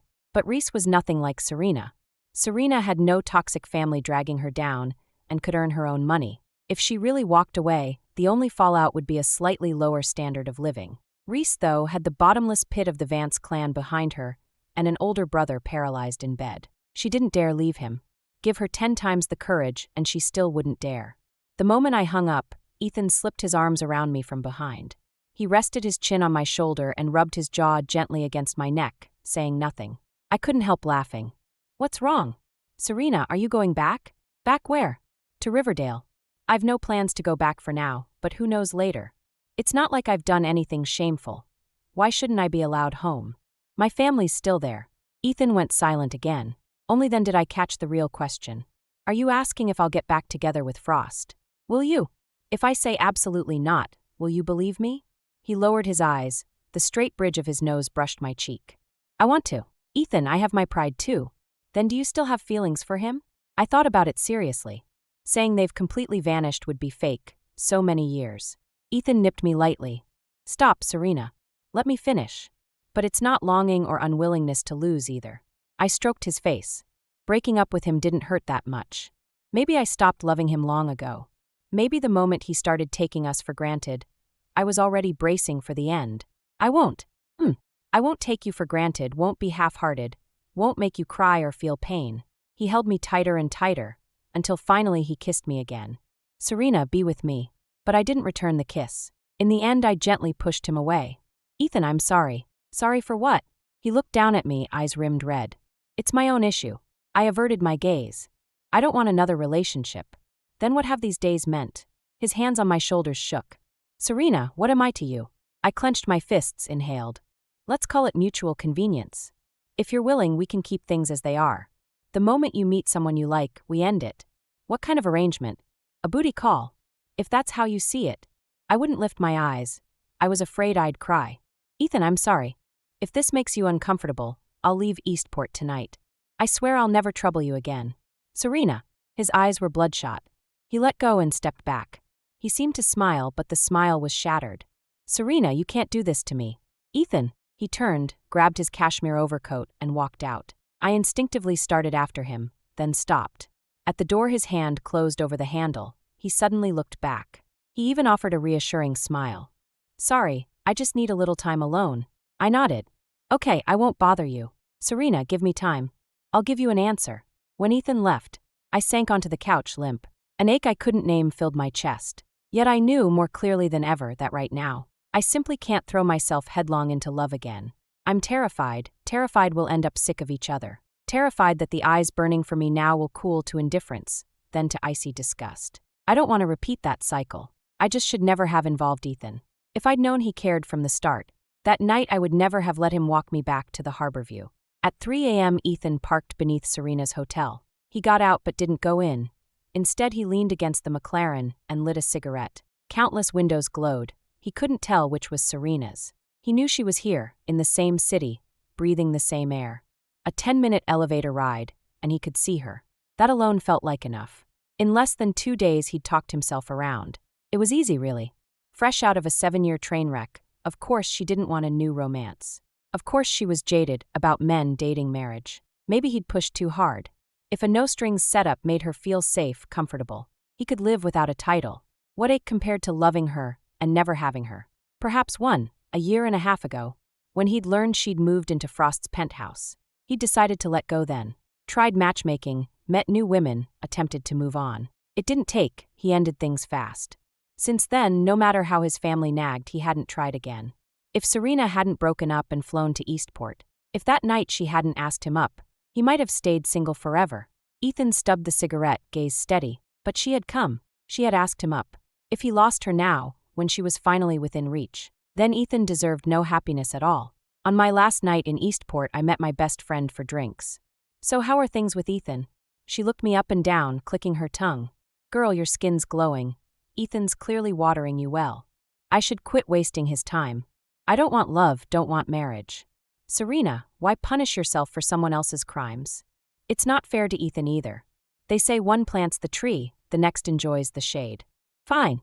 But the jerk who burned the forest shouldn't make the next guy breathe ash. Frost's trash, but Ethan's a keeper. Don't let Frost warp what you feel for Ethan. It's not bias against Ethan, it's a hurdle I haven't cleared. Bull. 7 years of Frost's gaslighting convinced you you're unworthy of real love. I froze. Was that it? The on and off agony, the insecurity, the second-guessing, had taught me to doubt everyone, everything, to believe no one would ever love me wholeheartedly. But why couldn't I deserve honest love? People who crush hearts deserve 1,000 needles. Those who loved sincerely? Heaven owes them an open window. Baby, do you even know how amazing you are? She hugged me, swaying. Drop-dead gorgeous killer body, paying your way since sophomore year. And mine too, pretty capable, kind. If I were a guy, I'd marry you or die trying. You deserve love, Serena, the very best kind. Not scraps from Frost's table. Trust me, he'll regret this for the rest of his miserable life. Now call Ethan right now. And cancel that boarding pass. I know you're planning another disappearing act. I stared at her, eyes stinging. But Iris, what if Ethan and I end up the same way? We won't. How can you be sure? A man with self-control who'd rather be alone than settle won't be dumb enough to lose the woman he's always wanted. You think he's Frost-level stupid? I shook my head. He wasn't. I expected Ethan to be happy. I didn't expect a 28-year-old CEO who'd steered his family's empire to record profits to answer the phone like a kid on Christmas morning. Iris beamed. Happy, Serena? I nodded. Yeah, I really think I am. See, you're happy, he's happier, problem solved. She giggled. Just picturing Frost's future tantrums makes me ecstatic. He might already have someone new. I smiled faintly. Let's stop mentioning him, Iris. For the first time I spoke of Frost without a ripple. as if he truly belonged to another life. When Ethan's McLaren pulled up, I was stepping out of the bar. He stood in the night breeze, arms open. I paused. Damn, the man was gorgeous, every inch my type. Men can juggle women, overlap relationships. A seamless new start is barely criticized. So me dating after a breakup is fair game. I walked toward him, he strode to me. Amid the crowd we kissed like no one was watching. His heart pounded. I touched the back of his neck, burning hot. Ethan, are you running a fever? Forehead to forehead, breathless, he murmured. Serena, I don't know what happens to me when I touch you. I chuckled, rose on my toes, kissed his chin. Maybe you just need more practice. His ears turned scarlet. He cupped my face, eyes blazing. Serena, what am I to you now? I teased him on purpose. What do you think? Friends with benefits or boyfriend? He asked, but before I could answer he buried his face in the curve of my neck and murmured. Forget it. Don't answer. I don't want to know right now. I slid my arms lightly around his waist, pressing closer. Really don't want to know. Boyfriend. Frost's McLaren stopped at the mouth of an alleyway. He got out and walked deep into the alley. An old lived there whose ancestors had once supplied silk to the imperial courts. Now advanced in years, the man no longer received visitors. But Frost had his ways of coaxing the master out of retirement. The wedding gown Serena had shredded arrived here half a month ago. Today the restoration should be finished. As he walked he thought about what Zane had said the other day. He was right. Every girl dreams of walking down the aisle in her wedding dress.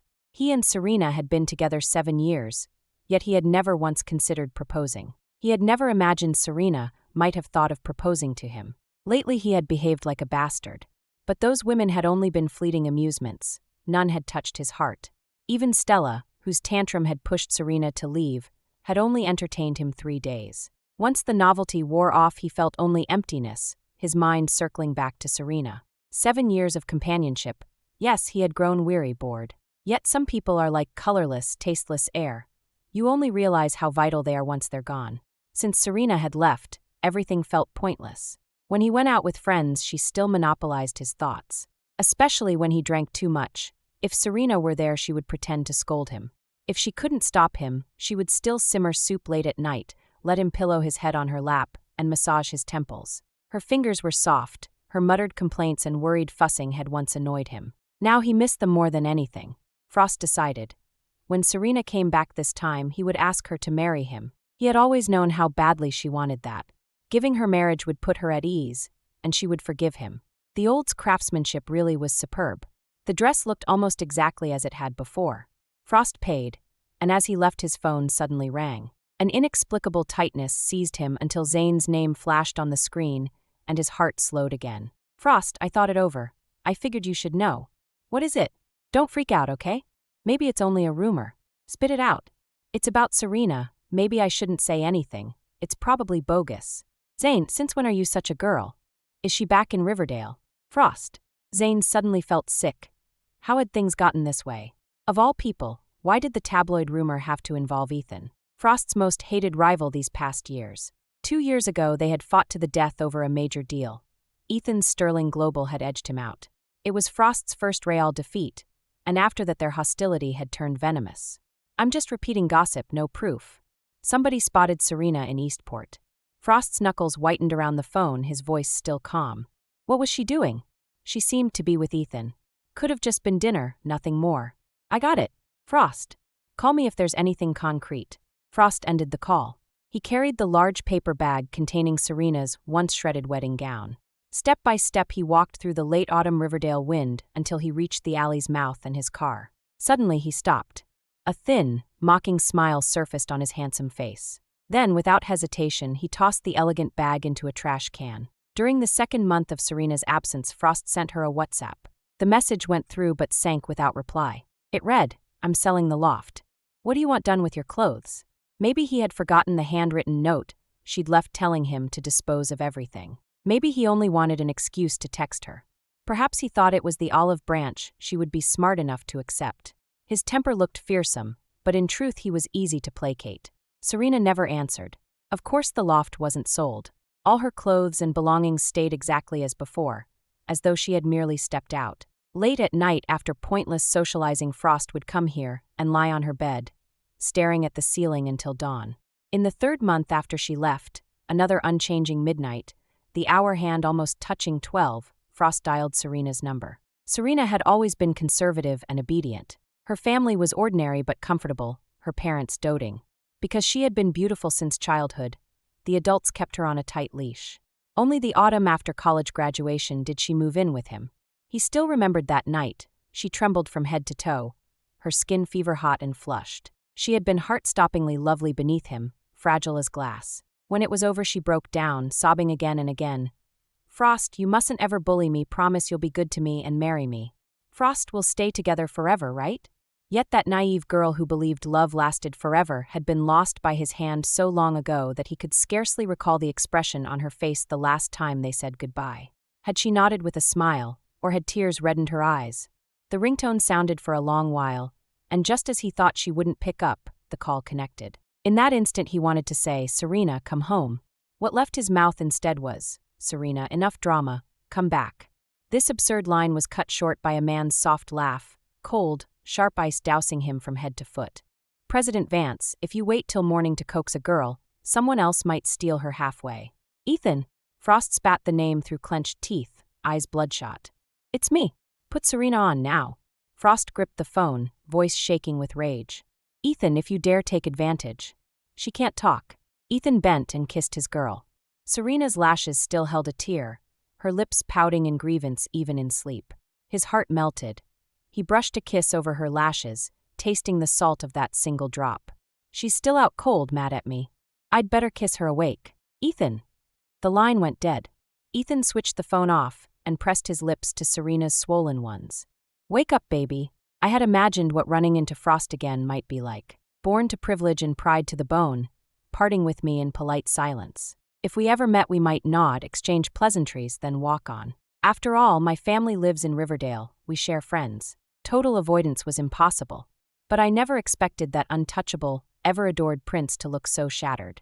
That morning I was glowing from a full night's sleep, wearing a new blush-pink cashmere dress, makeup flawless, ripe and sweet as a peach on the vine. Arm linked through Ethan's, I laughed as we stepped through the revolving door, then saw Frost climb out of his car. I froze. Ethan's warm fingers tightened around mine.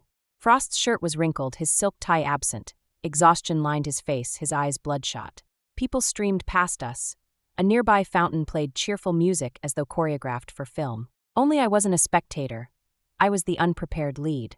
Perhaps because Frost looked so unlike himself, Ethan instinctively moved to shield me. But Frost's expression stayed eerily calm, calling my name the way he used to when we were in love, soft and fond. "Serena." I didn't move. The fountain's melody kept dancing in my ears, yet an indefinable sadness pooled inside me. Maybe for the Serena who had overheard cruel words, for the Serena informed of a breakup by text, for the Serena who needed 7 years to love and only 7 days to let go. "Serena, I'm here to take you back to Riverdale." He never once looked at Ethan, his gaze fixed on me, tender to the point of pain. I couldn't recall how long it had been since he'd last looked at me that way. He stopped to step away. "Serena, let's go home and get married. We'll start fresh, all right." He spoke with such conviction, I almost believed the man who'd promised another girl legitimacy was a figment of my imagination. But it's too late, Frost. A shattered heart can't be reassembled. And the new heart that grew in the swamp already belongs to someone else. I shook my head gently. "Frost, leave." "Serena, I never touched Stella. I broke it off in less than 3 days. The wedding gown you bought, I've had it restored by an old. And our matching bands, I kept them safe. Serena, I even had a solitaire custom made. I'm serious." Frost's eyes reddened, and his voice carried a faint tremor. Cradled the velvet ring box like a treasure and held it out to me. His gaze pleaded, shimmering with fragile hope. Looking at him, I couldn't deny the ache. But that was all it was, an ache. "Frost, I already have a boyfriend." I laced my fingers through Ethan's and stepped from behind him to stand at his side. All color drained from Frost's face. His gaze slid downward. It settled on our joined hands. Matching bands circled our middle fingers, just like he and I once wore. "Serena, are you serious?" I drew a breath, glanced at Ethan, and nodded hard. "Yes, serious." Frost gave a low laugh. "You think he's serious about you? You think he has that much heart to give? 2 years ago he fought me tooth and nail over a deal. Now he's chasing you, Serena. Tell me there's no score to settle. Does he dare swear he's pursuing you with zero thought of sticking it to Frost? Serena, you're still so naive. All crows are black. All men are the same. You were mine for 7 years, we lived libraries of moments. Does Ethan honestly not care? And you believe he'll carry you straight into forever? Aren't you afraid you'll simply trade one 7-year chapter of Frost for another? The cheerful music had stopped sometime. So had Frost's voice. Silence rushed in, then the faintest crack of something breaking. After the crack, release Featherlight. See, I didn't even ache anymore. Only Rue remained. Why must life stockpile regrets? Until today, I'd never regretted loving Frost. Good or bad, those years were mine. But right then I couldn't escape the sting. How had 7 years not taught me that Frost, at his core, never truly respected me? Ethan pulled me to his chest, eyes aching for me. My face was pale, yet I smiled and shook my head. I'm okay, Ethan. Sweetheart, go wait in the car, let me handle this. I'm staying with you. I clutched his hand. Ethan studied me, then bent and kissed me hard. Serena, I've never regretted a single move I've made, until now. Now I regret not stealing you from him the first day. What gives you the right? Kicking a man when he's down, some hero you are. Frost, you never earned 1 day of the 7 years she gave you. That arrow snapped Frost's last thread of control. He'd never been this unhinged, words spilling ugly. And you, Ethan, chasing a woman who spent 7 years with me. How noble is that? Do you even want Serena, or do you want Frost's ex-girlfriend for the trophy? Ethan's fist crashed into Frost's cheek. Frost, never one to yield, swung back. They traded punches, cheeks split, shirts torn. Security muscled in and pried them apart. Both stood heaving, glaring, neither retreating an inch. Enough! I was shaking, voice cracking. Frost's jaw clenched. Serena, you saw it. Ethan threw the first punch. This isn't over. Yes, he hit first, Mr. Vance. I'll have him apologize. Whatever you need next, we'll cooperate. Serena, he insulted me first, Ethan started. I pressed Ethan's hand. Mr. Vance, allow me to apologize for Ethan. You're shielding him? Frost stepped closer. He hit me, Serena. Then name your price. I'm hurt. He tilted his cheek. Look, doesn't that look painful? I glanced. I'll call an ambulance. We'll cover everything. You know that's not what I want. He reached, I sidestepped. Serena. Every mask he wore shattered, his eyes nothing but sorrow. Yet my heart stayed still. Ethan hissed. Serena, am I disfigured? I turned, his split lip, swollen eye, blood on his jaw, dramatic as ever. I dabbed with a tissue. Ouch, gentle, please. He winced theatrically. You deserved it. I muttered, softer anyway. Need stitches. You're coming. I pass out at needles. I rolled my eyes but nodded. He scooped me close. And a kiss, right here, hurt so bad. I rose on my toes and brushed my lips to the bruise. Frost said nothing. Sunset stretched his shadow long. Maybe the moment I wiped Ethan's blood. Maybe the moment I kissed the hurt. Only then did it hit him. Serena no longer loved him. Reese's offhand question had come true. Serena wasn't coming back. He'd thought detachment was his call. He'd thought he held the reins. He'd thought the odds forever favored him. Now he understood. The one who couldn't let go was Frost. Serena had been the kite string. String severed, the kite drifted, homeless. I watched him walk to his McLaren, loneliness in every stride. The sun slipped below the horizon. Sky blushed pale rose blue. His taillights faded, and with them the 7 years from my 17th to 24th birthdays swept away. From this day, Frost would be just another name, never forgotten on purpose, never summoned either. Serena. Ethan folded me in his arms. I tilted my face, smiling. Come on, hospital. The night Ethan proposed, he drank too much and talked endlessly. I remember only 2 lines. Serena, we will never have that 7 years. Serena, we will never break up. Everyone believes their own vows, until they don't. But I chose to believe Ethan. Really, to believe myself. I deserve love. At least once, sincerity won't betray me. On our engagement day, a package arrived from Riverdale. The wedding gown I once bought, restored by Frost's old. Inside the box, a card in his handwriting. Serena, I will always wait for you. Ethan read it, laughed, and kissed my cheek. Too bad, he won't get the chance. That night the gown vanished. I never bothered to wonder where. 3 years into our marriage, our daughter, Yuki Sterling, was born. Gifts from Frost poured in, extravagant, name-branded. I asked Ethan's take. He flexed confidence and petty spite in one breath. Our girl lacks for nothing. Donate the lot to a shelter. Guys pushing 40, no wife, no kids, mooning over another man's family, masochist much? I laughed. Why fret over him? That single sentence made Ethan beam. In front of housekeeper and nanny he spun me in circles. Say it again, Serena, sounded perfect. What? Put me down, I'm dizzy. He sat, cradling me, raining kisses. The part about ignoring other people's business. A friend once whispered that my first years out of college were Ethan's darkest. He never told me, never let a shadow touch our life. Other people's business is irrelevant.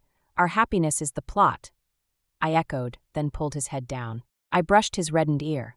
Honey, the baby's 2 months old tonight. Let's turn in early. Thanks for listening. On a scale of 1 to 10, how would you rate this story? If you enjoyed, please hit like and share. We'd love to hear your thoughts below. Don't forget to subscribe for more tales. See you next time.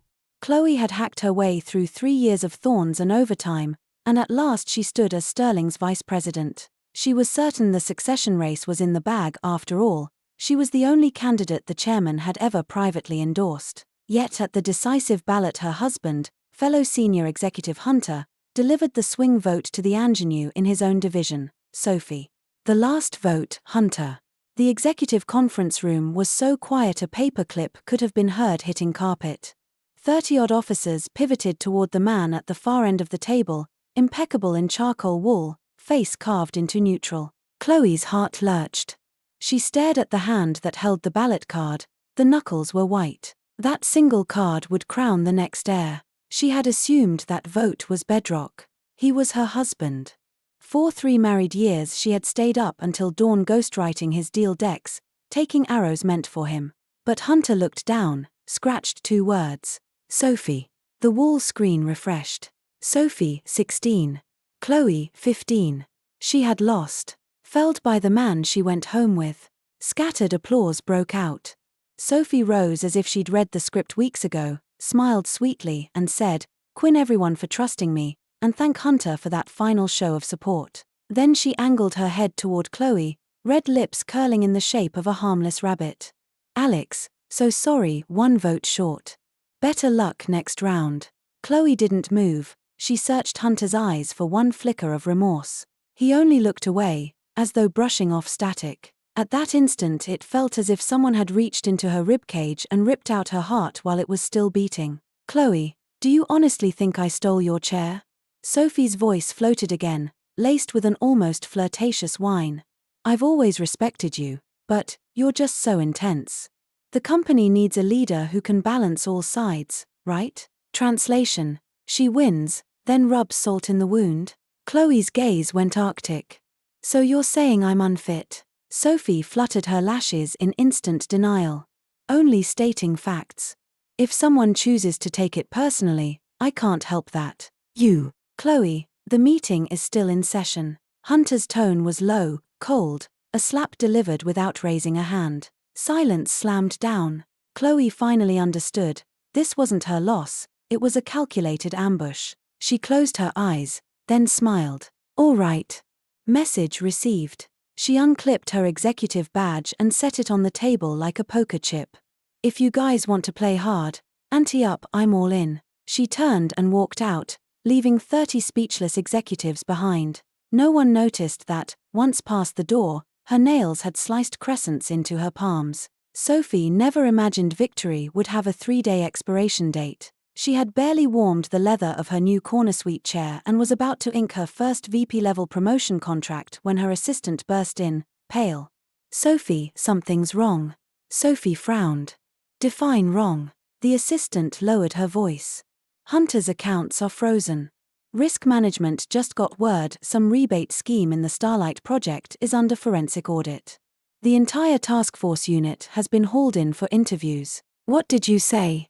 Sophie shot up so fast the chair slammed into the desk with a dull crack. She grabbed her phone and dialed Hunter. No answer. She tried again, powered off. Anxiety spread through her chest like spilled ink in water. He swore every document was sanitized.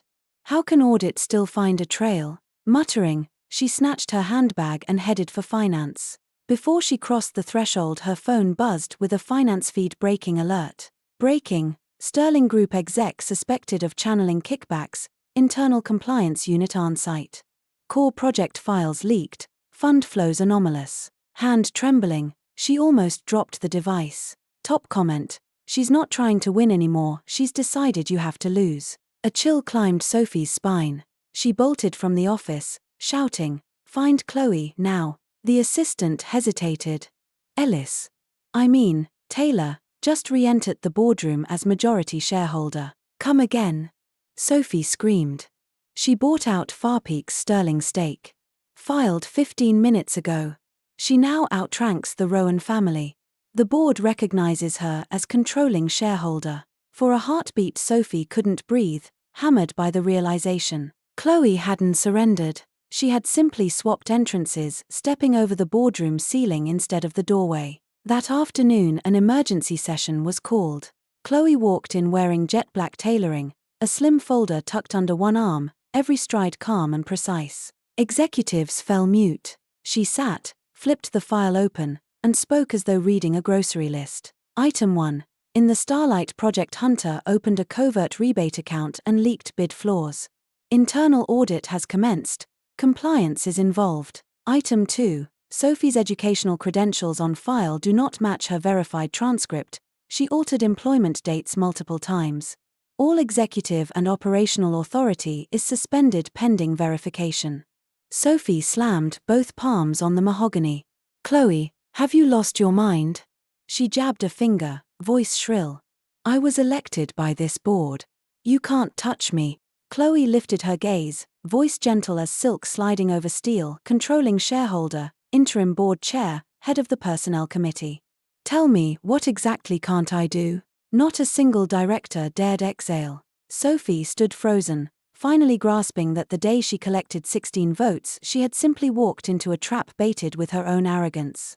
Chloe's opening gambit had been a mirage of defeat. Sophie's victory lap had exposed every card she held. While Chloe spent 3 years building the board's respect, she had also built the cage. 3 winters ago, Chloe still remembered. 3 a.m., floor lamp humming, office lights the only constellation left in Midtown. Starlight numbers carpeted the carpet. Her eyes burned, but she kept the model pinned to the 3rd decimal. Chloe, I could do this. I just can't do it without you, Hunter said, half sitting on the desk, cappuccino extra dry in hand, smile tender and exhausted. In that instant she believed charging the ramparts for him was destiny. They had been married less than a year. Tongues wagged that she'd married down, that he was a resume riding her coattails. She took every dart, vouched for him in the boardroom, stapled her reputation to his promotion package. Once, lips against her ear, he had whispered, Chloe, you are the safest card I will ever hold. As long as you're in my hand, I can't lose. She had believed so completely she had handed him the entire deck. Now she knew, he had never wanted to win the game, he had wanted to play it with her as the stake. Chloe closed the folder and swept the room with a wintry glance. A personnel restructure will be circulated within 72 hours. Anyone under review is expected to cooperate. Otherwise, consequences will be self-inflicted. Each syllable fell like a blade. Sophie's voice cracked. Aren't you afraid people will say you're settling scores? You're burning every bridge. Chloe looked back, expression as smooth as glass. You're assuming you have a face I still need to tear off. The meeting ended in a hush broken only by the staccato of her Louboutins receding down the corridor, measured, unhurried, a metronome counting down to retribution. Back in her office she stopped at the floor-to-ceiling window, gazing over the neon arteries of the island. On the desk lay the document she had signed days earlier, Farpeak's share transfer agreement. The instant her fountain pen lifted, Sterling had changed dynasties. She powered her phone off and murmured to the glass, "The hunter's back. Time for the coyotes to scatter." Next morning Chloe stepped into the boardroom and felt the static before she saw it. Directors clustered in 2s and 3s, conversations dying as she entered. Sophie sat in the corner, face bloodless, eyes 2 coals of disbelief. Hunter didn't even dare look her in the eye. "Everybody," Sam said, voice eerily calm, "I'm sure you all know what happened yesterday." Old director Walter cleared his throat. "Taylor, your comeback caught us off guard. But those accusations you made yesterday, they're not accusations," Chloe cut in, pulling a thick folder from her briefcase. "They're facts." She slid the first document to the center of the table. Hunter's irregularities in the Starlight Project, bank transfers, wire records, and audio. Hunter's head snapped up. "You recorded me. You should have seen this day coming 3 years ago." Without glancing at him, Chloe pushed forward a second folder. Sophie's forged education. Here's her verified transcript. The overseas MBA she brags about? 3-month language course. Sophie shot to her feet. How did you get that? Want to know? Chloe finally looked at her, a cold curve on her lips. Because for the last 3 months I've been waiting for today. The executive conference room was so quiet a paperclip could have been heard hitting carpet. Avery spoke. The Far Peak hostile takeover wasn't improvisation. From the day you started scheming, I was drafting the blueprint. Acquisition, investigation, evidence, 3 months spent mapping every skeleton in your closets. Walter couldn't help asking, then why resign? Because only when they thought they'd won would they show their whole hand. Chloe's tone carried a trace of mockery. Sophie, you really believed you could do whatever you wanted once I was gone? You never noticed every step you took was already numbered. Sophie's face drained from white to green. You set us up. Set you up. Chloe laughed softly. You jumped into the grave all by yourselves. I merely dug it. She rose, walked to the floor-to-ceiling window, back to the room. 3 years I swallowed every insult, gave ground at every turn. You mistook me for a soft touch. But you forgot I didn't climb from analyst to vice president on luck. She turned, her gaze swept every director. Now the rules change. I write them. Rule 1. Anyone involved in violations is suspended pending investigation. Rule 2. All major decisions require my sign-off. Rule 3. I alone control every hire and fire. Someone muttered, isn't that a bit? A bit what? Chloe's voice iced over. Too ruthless? Too unsympathetic? She strode back, palms flattening on the table as she leaned forward. Tell me, when you colluded to push me out, did sympathy cross your minds? Not a whisper answered her. Straightening, she adjusted her blazer. Starting today, Sterling's entire middle and upper management will be audited. The org chart gets shuffled. Sophie, stripped of duties, pending inquiry. Hunter, assets frozen, full cooperation required. Sophie slammed both hands on mahogany. Chloe, have you lost it? Who do you think you are, Empress? Chloe met her fury with glacial calm. I'm majority shareholder and effective controller of this company. Who am I? Decide for yourself. You're abusing power for personal vendetta. Sophie's finger trembled mid-air.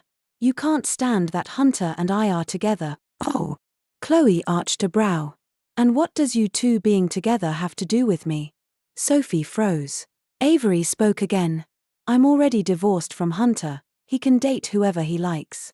But her voice turned razor sharp. Touch my company, undermine my interests, and it becomes my business. She sat back, calm restored. Understand this, Sophie. I'm coming after you not because you stole my man, but because your stupidity is in my way. A director ventured, Cameron, fresh off your return, moves this drastic. Chloe merely glanced at him. I'm simply swapping your rulebook for mine. The sentence rippled through the room like a stone dropped in still water. By the time the board dispersed, news had streaked through every floor. Employees whispered in pantries and over cubicle walls, some gleeful, others fearing collateral damage. Chloe's assistant knocked. Cameron, it's everywhere. People are talking. Let them. Chloe didn't look up from her documents. Nothing I did belongs in the dark. They say Ms. Rowan is calling reporters to issue a statement. Chloe lifted her head, a meaningful smile forming. Let her. I'd love to see what flower she paints. That afternoon Chloe's phone buzzed non-stop. Friends, co-workers, college classmates she hadn't heard from in years. Chloe, rumor has it you're back on the warpath. Cameron, congrats, Dylan Energy. Boss move. We're reposting every article on Instagram. She answered each politely, knowing most were spectators. The real battle had only begun. Night settled. Manhattan glimmered beyond her corner suite. On the desk lay a fresh equity report. Sterling's stock had wavered, but investors liked her return more than they feared boardroom bloodletting. The phone rang. Lincoln. Chloe, today was nuclear, the litigator said, worry threading his voice. Even with proof, going that hard could make more enemies. She chuckled. I've got nothing left to lose. I'm saying cornered rats bite. Then let them leap, she answered, serene. The higher the jump, the harder the landing. She hung up, walked to the window, watching sparse midnight traffic. 3 years earlier she had stood here too, then waiting for Hunter so they could grab late-night ramen, dreaming they'd conquer Wall Street side by side, grow old together. Sentiment felt absurd now. Her phone rang again, unknown number. Cameron, this is a reporter from Financial Weekly. Could we schedule? No interviews. She cut the call. But that was only the opener. Within an hour a dozen outlets phoned. Word had seeped outside finance circles. Next morning, before she reached Sterling, her assistant messaged, Cameron, the internet's on fire, look at trending hashtag. She opened Weibo. Ranked third was #Sterling female director returns with force #. Inside the tag were wild speculations, insider. Chloe's back for revenge on cheating ex and mistress. Hostile shakeup. Largest shareholder boots exec VP. Real-life palace fight, ex-wife versus homewrecker. Who survives? Chloe laughed aloud. Their creativity turned a standard takeover into primetime melodrama. One comment caught her eye, strike the serpent at its 7-inch mark, this Cameron knows her aim. Exactly my thought, she mused. At headquarters the atmosphere had shifted. Employees eyed her with new or former slights replaced by caution. In the elevator 2 junior analysts whispered, Cameron just obliterated Sophie. Original beats knockoff, why should the real deal cede ground? Evidence was brutal, Rowan's fraud is viral. Chloe listened, expressionless, inwardly satisfied, narrative flowed her way. 10 a.m., mid-meeting, her secretary entered. Cameron, reporters downstairs wanting comment. Tell security to escort them off property. Also, Ms. Rowan's attorney has arrived asking to meet. Chloe capped her pen. He can wait. After the session adjourned she received the lawyer in her office, 40-something. Tailored suit, grave expression. Cameron, I represent Sophie. We protest yesterday's character assassination and professional slander. She raised a hand. Assassination? Slander? Be specific. I'm casting doubt. Chloe pulled a folder from her drawer. Here's Sophie's verified transcript and her early work history. Tell me, where exactly is the doubt? I'm simply stating facts. The lawyer took the file, flipped through a few pages, and his complexion changed. Avery, as for character, when did I ever say she had a character problem? I only said she's incompetent. Isn't that the truth? The lawyer closed the folder and cleared his throat. Even so, what you've done could constitute malicious competition. Malicious competition? Chloe laughed. I'm the majority shareholder, she's an employee. I'm reorganizing personnel, call that malicious? Then every boss on earth is a crook. The lawyer clearly hadn't expected Chloe to be this tough and stammered. Chloe stood, walked up to him. Counselor, I suggest you go home and reread corporate and labor law. Every move I've made is fully compliant. It's your side that has a lot of explaining to do. For instance, how did Sophie pass her interview with a fake degree? And how did Hunter use his position for personal gain? The court will find those questions fascinating. The lawyer's face turned even uglier. Chloe sat back down. If Ms. Rowan truly believes she's been wronged, she's welcome to sue. I'll see her in court. But let me warn you, her voice iced over, don't try to manipulate public opinion, and don't bother with the pity act. I don't buy it. The lawyer slunk away. That afternoon Chloe received an unexpected call. Chloe. It's Mrs. Mother. Mrs. Mother was Hunter's mother. She had once doted on Chloe, but after the divorce the calls stopped. Mrs. Mother, Chloe answered, voice layered with emotion. Chloe, Auntie knows Hunter wronged you, but for the sake of all those years, could you give him one more chance? Mrs. Mother's voice cracked. He's drinking every day, he's wrecked. Chloe was silent a moment. I'm not taking revenge. I'm protecting my interests. But this will destroy him. Auntie, Chloe cut in, when I was bullied for 3 straight years, who protected me? Now that I can finally protect myself, why should I pull my punches? Mrs. Mother sighed. Chloe, you've changed. Yes, I have, Chloe answered calmly. I'm no longer the doormat who swallowed every insult. After hanging up, Chloe felt a weight on her chest, not from softening, but from regret. She had once loved this family with all her heart, yet here they were. At dusk she was packing up when her assistant brought a fresh report. Cameron, online buzz today is huge, and most voices are backing you. Chloe skimmed the pages. Netizens had written, "Go Cameron. Why should the mistress get promoted? Workplaces should reward skill, not connections. A true modern woman, she built her own empire instead of clinging to a man." There were skeptics, but they were drowned out. Chloe closed the file, satisfied. Her read on the public had been spot on. People aren't blind. She was heading out when her phone rang again. An unfamiliar voice. "Cameron, I'm the editor-in-chief of Startup World Star. We'd like an exclusive headline. Dylan, the ultimate career comeback for today's woman." Chloe considered. "Possible, but I have conditions." "Name them." "Business only. No personal drama." "Deal." She hung up and gazed at the darkening skyline, a satisfied curve on her lips. The game had only just begun, and she already held the initiative. Next move, watch the opponent scramble. Next morning, Sophie realized the situation had slipped from her grasp. She'd planned a social media campaign to whitewash herself and paint Chloe as a spurned, love-crazed shrew. Before she could post, the internet exploded. Someone had excavated her murky past, college papers ghostwritten, jobs landed through nepotism, even the clinic records of her cosmetic surgeries. Worse, chat logs between her and Hunter surfaced, brimming with venom about Chloe. "That woman's all work, zero femininity. She struts like she's queen, but she only holds her job because of her husband. Once I'm secure, my first order of business is booting her off the board." The screenshots spread faster than a virus, reposted tens of thousands of times within hours. The comment sections were a unanimous slaughter. "So this is Homewrecker 101? Disgusting. Trash talk backstage, then get exposed, karma's a bitch. Call Chloe unfeminine?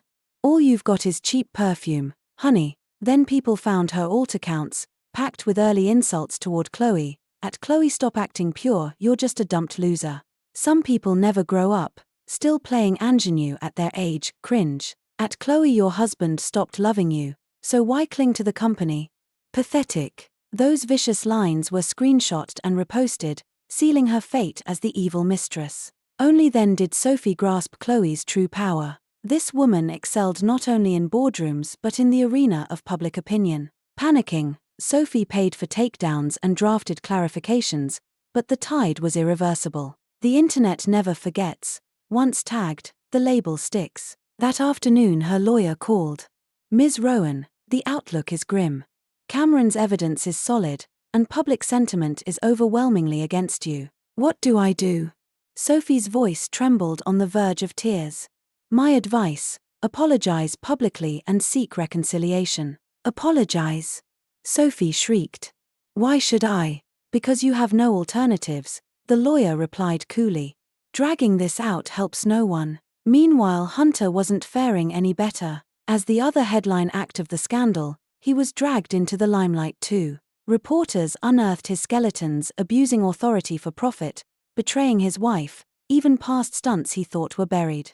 More devastating, business partners began severing ties. No one wanted to shake hands with a pariah. "Hunter, regrettably we're suspending cooperation. Given recent events, distance seems wise." "Man, you stepped in it this time. We can't help you." Calls kept coming, each a variation on abandonment. Hunter stared at his emptied desk, tasting desertion for the first time. He recalled Chloe's warning, "You thought I lost." Truth was, I hadn't swung yet. Now her strike had landed, precise and fatal. She aimed to reclaim the firm, and, while she was at it, incinerate their reputations and futures. That night Hunter hunched alone at a bar, knocking back one single malt after another. Alcohol ferried him back to a night 3 years ago, Chloe working overtime with him till dawn, sharing instant noodles, polishing pitches, dreaming together. Back then her eyes sparkled, her smile warm, her trust absolute. Now she was ice cold, gaze razor sharp, every word carving vital organs. "Hunter!" A familiar voice intruded. He looked up to find his college classmate Leo sliding into the opposite seat. "What are you doing here?" Leo asked. "I've been hearing." "Say nothing." Hunter waved him off. "I know what's out there." Leo exhaled. "You're in deep this time." Chloe's play, it was brutal. I underestimated her, Hunter said with a bitter smile. I thought she was just a gentle woman. I never imagined she had such a ruthless side. Why did you two end up divorcing in the first place? Leo asked curiously. Hunter was silent for a long time, then spoke slowly. Because I was greedy. I wanted the company and I wanted Sophie. I thought I could have both, but in the end you lost the one who mattered most, Emery said. Hunter nodded, his eyes a little lost. Looking back, I probably never really knew her. I thought she couldn't live without me, thought she would keep giving in forever. But she was just waiting for the right moment to strike back. Right. Hunter raised his glass. She won. Completely. Just then his phone rang. It was his mother. Do you have any idea what Chloe went through these past 3 years? His mother's voice was choked. How many chances did she give up for you? How much humiliation did she endure? And you jumped straight into another woman's arms. Mom, I didn't mean to. You cheated on her with Sophie, and you call that unintentional? Hunter fell completely silent. His mother went on. I called Chloe today, trying to put in a good word for you. She said she's not taking revenge on him, just protecting her own interests. Hunter's chest felt as though a sledgehammer had slammed into it. He couldn't breathe.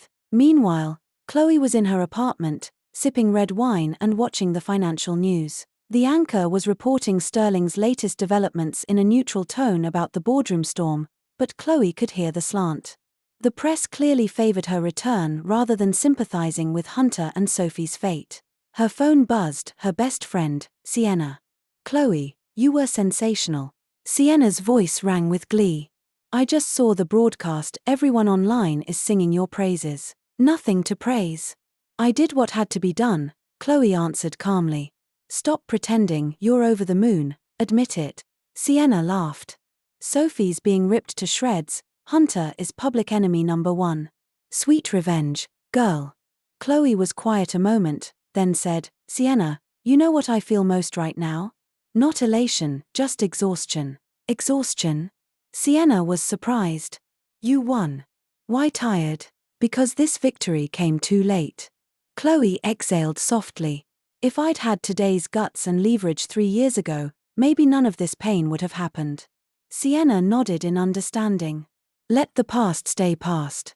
What matters is you have the steering wheel now. Yes, the steering wheel, Chloe echoed. For the first time in 3 years, I feel in control of my own fate. After hanging up, Chloe stepped onto the terrace overlook, gazing at the city's glittering lights. 3 months had passed since Chloe had seized Sterling's most battered subsidiary, Shenghua Industrial, and turned a profit no one thought possible. When the finance wing released the quarterly numbers, shockwaves rippled through the group. From drowning in red to black in 12 weeks, a miracle by Wall Street standards. Chloe stood in Shenghua's executive conference room facing a dozen department heads, her expression as calm as if discussing the weather. Everyone, last quarter's results are out.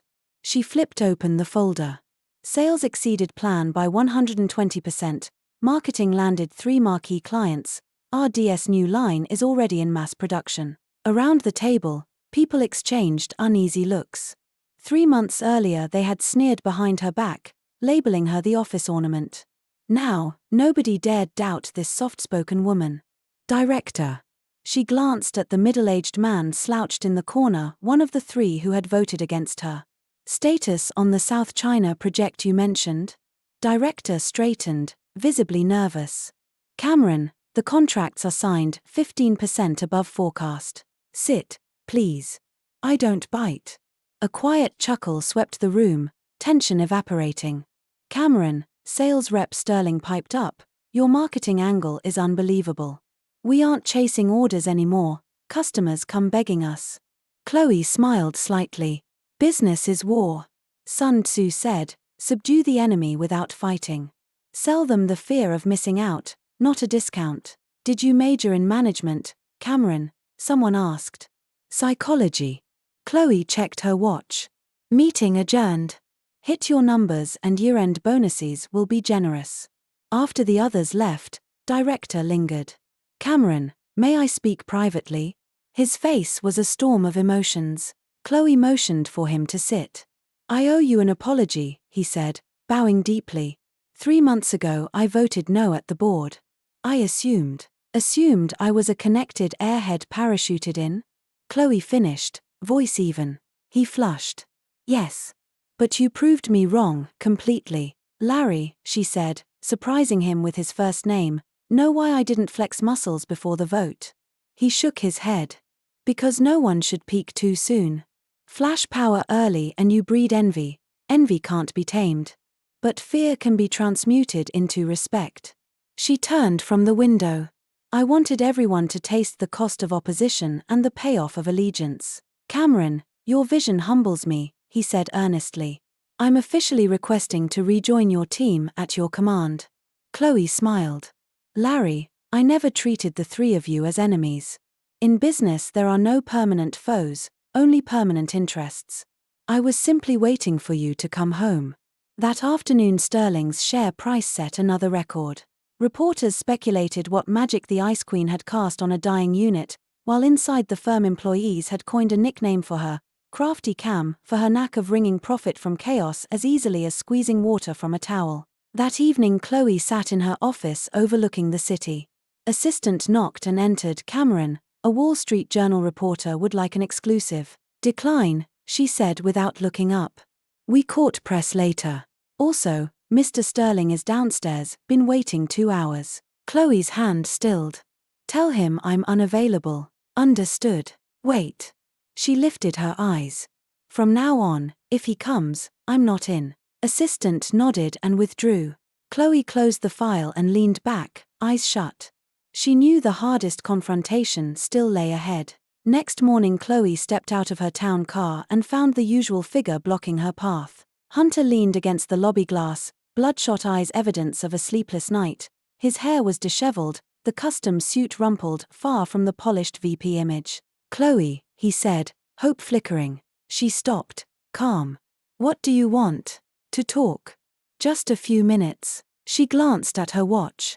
I have a board briefing. Then tonight. I'll wait. Unnecessary.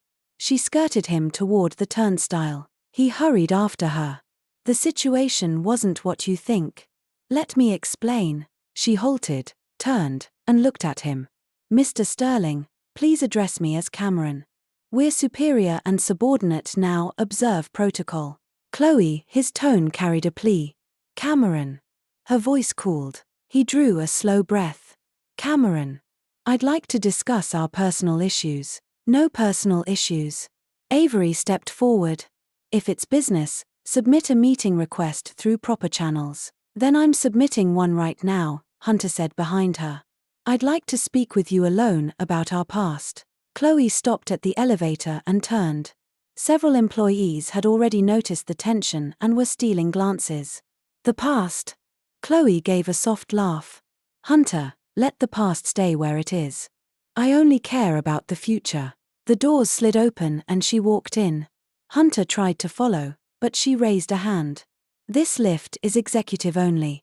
Please use the staff elevator. The doors sealed slowly, cutting off their line of sight. That evening Hunter was waiting downstairs again, 2 cappuccinos and a bouquet of white roses in hand. When Chloe emerged he was standing in the cold wind, face pale. Why are you still here? She asked, frowning. I told you I'd wait. He offered a cup. Your favorite, dry cappuccino, half sugar. She didn't take it. I quit caffeine. Then these are for you. He held out the roses. You always loved white roses. I prefer sunflowers now. The words left him frozen. You've changed. His voice cracked. No, I finally stopped pretending. Her gaze was crystal clear. Hunter, you thought you knew me, but you never really did. I admit I overlooked your feelings, but Chloe. Cameron, she corrected. He clenched his jaw. Fine, Cameron. I honestly want us to start over. I've already ended things with Sophie. I'm not interested in your private life, she cut in. Anything else? If not, I'm going home. Chloe, please, just give me 5 minutes to explain. His eyes glistened. I know I hurt you, but surely some feeling is still there. She studied him in silence, then spoke calmly. Hunter, do you know what I gained most in these 3 years? He shook his head. I learned how to let go. Her tone was even.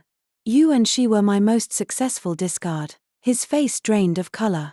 You mean? I mean, thank you for teaching me sunk cost. She turned toward the parking garage. 3 years of time and affection is a heavy investment, but throwing more in would only deepen the loss. Chloe, he shouted after her. She neither paused nor looked back. I really know I was wrong. His voice echoed miserably in the cold. I'll wait, however long, for your forgiveness. At last she stopped, still facing away. Hunter, you still don't get it. I'm not angry, I'm saying goodbye. Head high, she walked off without another glance. Behind her, Hunter dropped to his knees, white roses scattering across the pavement. 6 months later, Sterling Group hosted its most lavish annual gala. Crystal chandeliers glittered over the grand ballroom, champagne flowed, black tie gowns swept across the marble floor. Chloe, statuesque in a black evening gown, sat at the center of the dais, looking down on the crowd. She was no longer the woman who had once swallowed her pride to spare her husband embarrassment, nor the subdued vice president of half a year ago. Tonight she was Sterling's undisputed sovereign. Distinguished guests, colleagues, she began, her voice carrying to every corner, thank you for your dedication this past year. Sterling's achievements belong to each of you. Applause thundered. Avery continued, tonight I announce several personnel appointments. The room stilled, everyone knew this was the main event. Larry, promoted to CEO of Shenghua Industrial. Director mounted the stage, promotion contract in hand, and whispered, Cameron, Quinn for the opportunity. She smiled and nodded. One by one she announced further promotions, each met with enthusiastic applause. Finally, a few personal words. She set the papers aside. A year ago many dismissed me as an ornament, a vase elevated by nepotism. Tonight I tell you, Chloe is no one's accessory. The clapping surged even louder. Her gaze swept the floor and landed on Hunter in the back row, pale and hollow-eyed. For 6 months he had tried and failed to secure a meeting. The once crowned prince of the Hunter clan had been reduced to a sidelined staffer. Sophie had left the company long before, rumor placed her abroad, but no one cared enough to verify. A reporter asked me the secret of my success, Avery said. I boiled it down to 3 lines. The hall held its breath. 1. When you thought I'd lost, I simply hadn't played my card. Light laughter rippled, heads nodded. 2. Losing to the other woman isn't terrifying, pretending to be clueless for 3 years is. The atmosphere shifted, everyone knew the story, yet hearing her state it aloud felt both daring and liberating. 3. I no longer want to be someone's wife, I want to be myself. The applause rose and refused to fade. Chloe lifted her glass. To our brighter future, cheers. Cheers, the crowd echoed. During the reception well-wishers lined up to clink glasses. She handled them effortlessly, smile never slipping. Cameron, a young reporter ventured, may we schedule an interview? Your journey has inspired millions online. Another day, she demurred. Tonight belongs to the team. Her assistant smoothly intercepted the pushier ones. When the banquet ended, Chloe stepped onto the terrace overlook alone, Manhattan glittering at her feet like a promise kept. Chloe. She didn't turn, she knew Hunter's voice. Yes, she asked, tone even. He kept a respectful distance. Congratulations, you truly are Sterling's queen now, Quinn. She still didn't look at him. Are you happy? He asked suddenly. She faced him at last. He looked older, defeat carved into every line. Happy? She chuckled softly. Was that the counterfeit affection you once gave me? Or the cheap sweetness Sophie offered you? He opened his mouth, but no words came. I don't chase happiness anymore, she said, turning to go. I chase freedom. If time could rewind, he called after her. She paused at the doors, never looking back. There's no rewind. You taught me one rule, never anchor my hopes in someone else. With that she re-entered the ballroom, leaving him alone in the night wind, tears finally spilling. Chloe strode toward the future, waiting beyond the lights, no one's shadow, no one's appendage. She was simply Chloe, queen of Sterling Group, a woman who would never again bow to love. Thank you for listening. On a scale of 1 to 10, how would you rate this story? If it moved you, please like and share. We'd love to hear your thoughts in the comments, and don't forget to subscribe for more powerful tales. See you next time.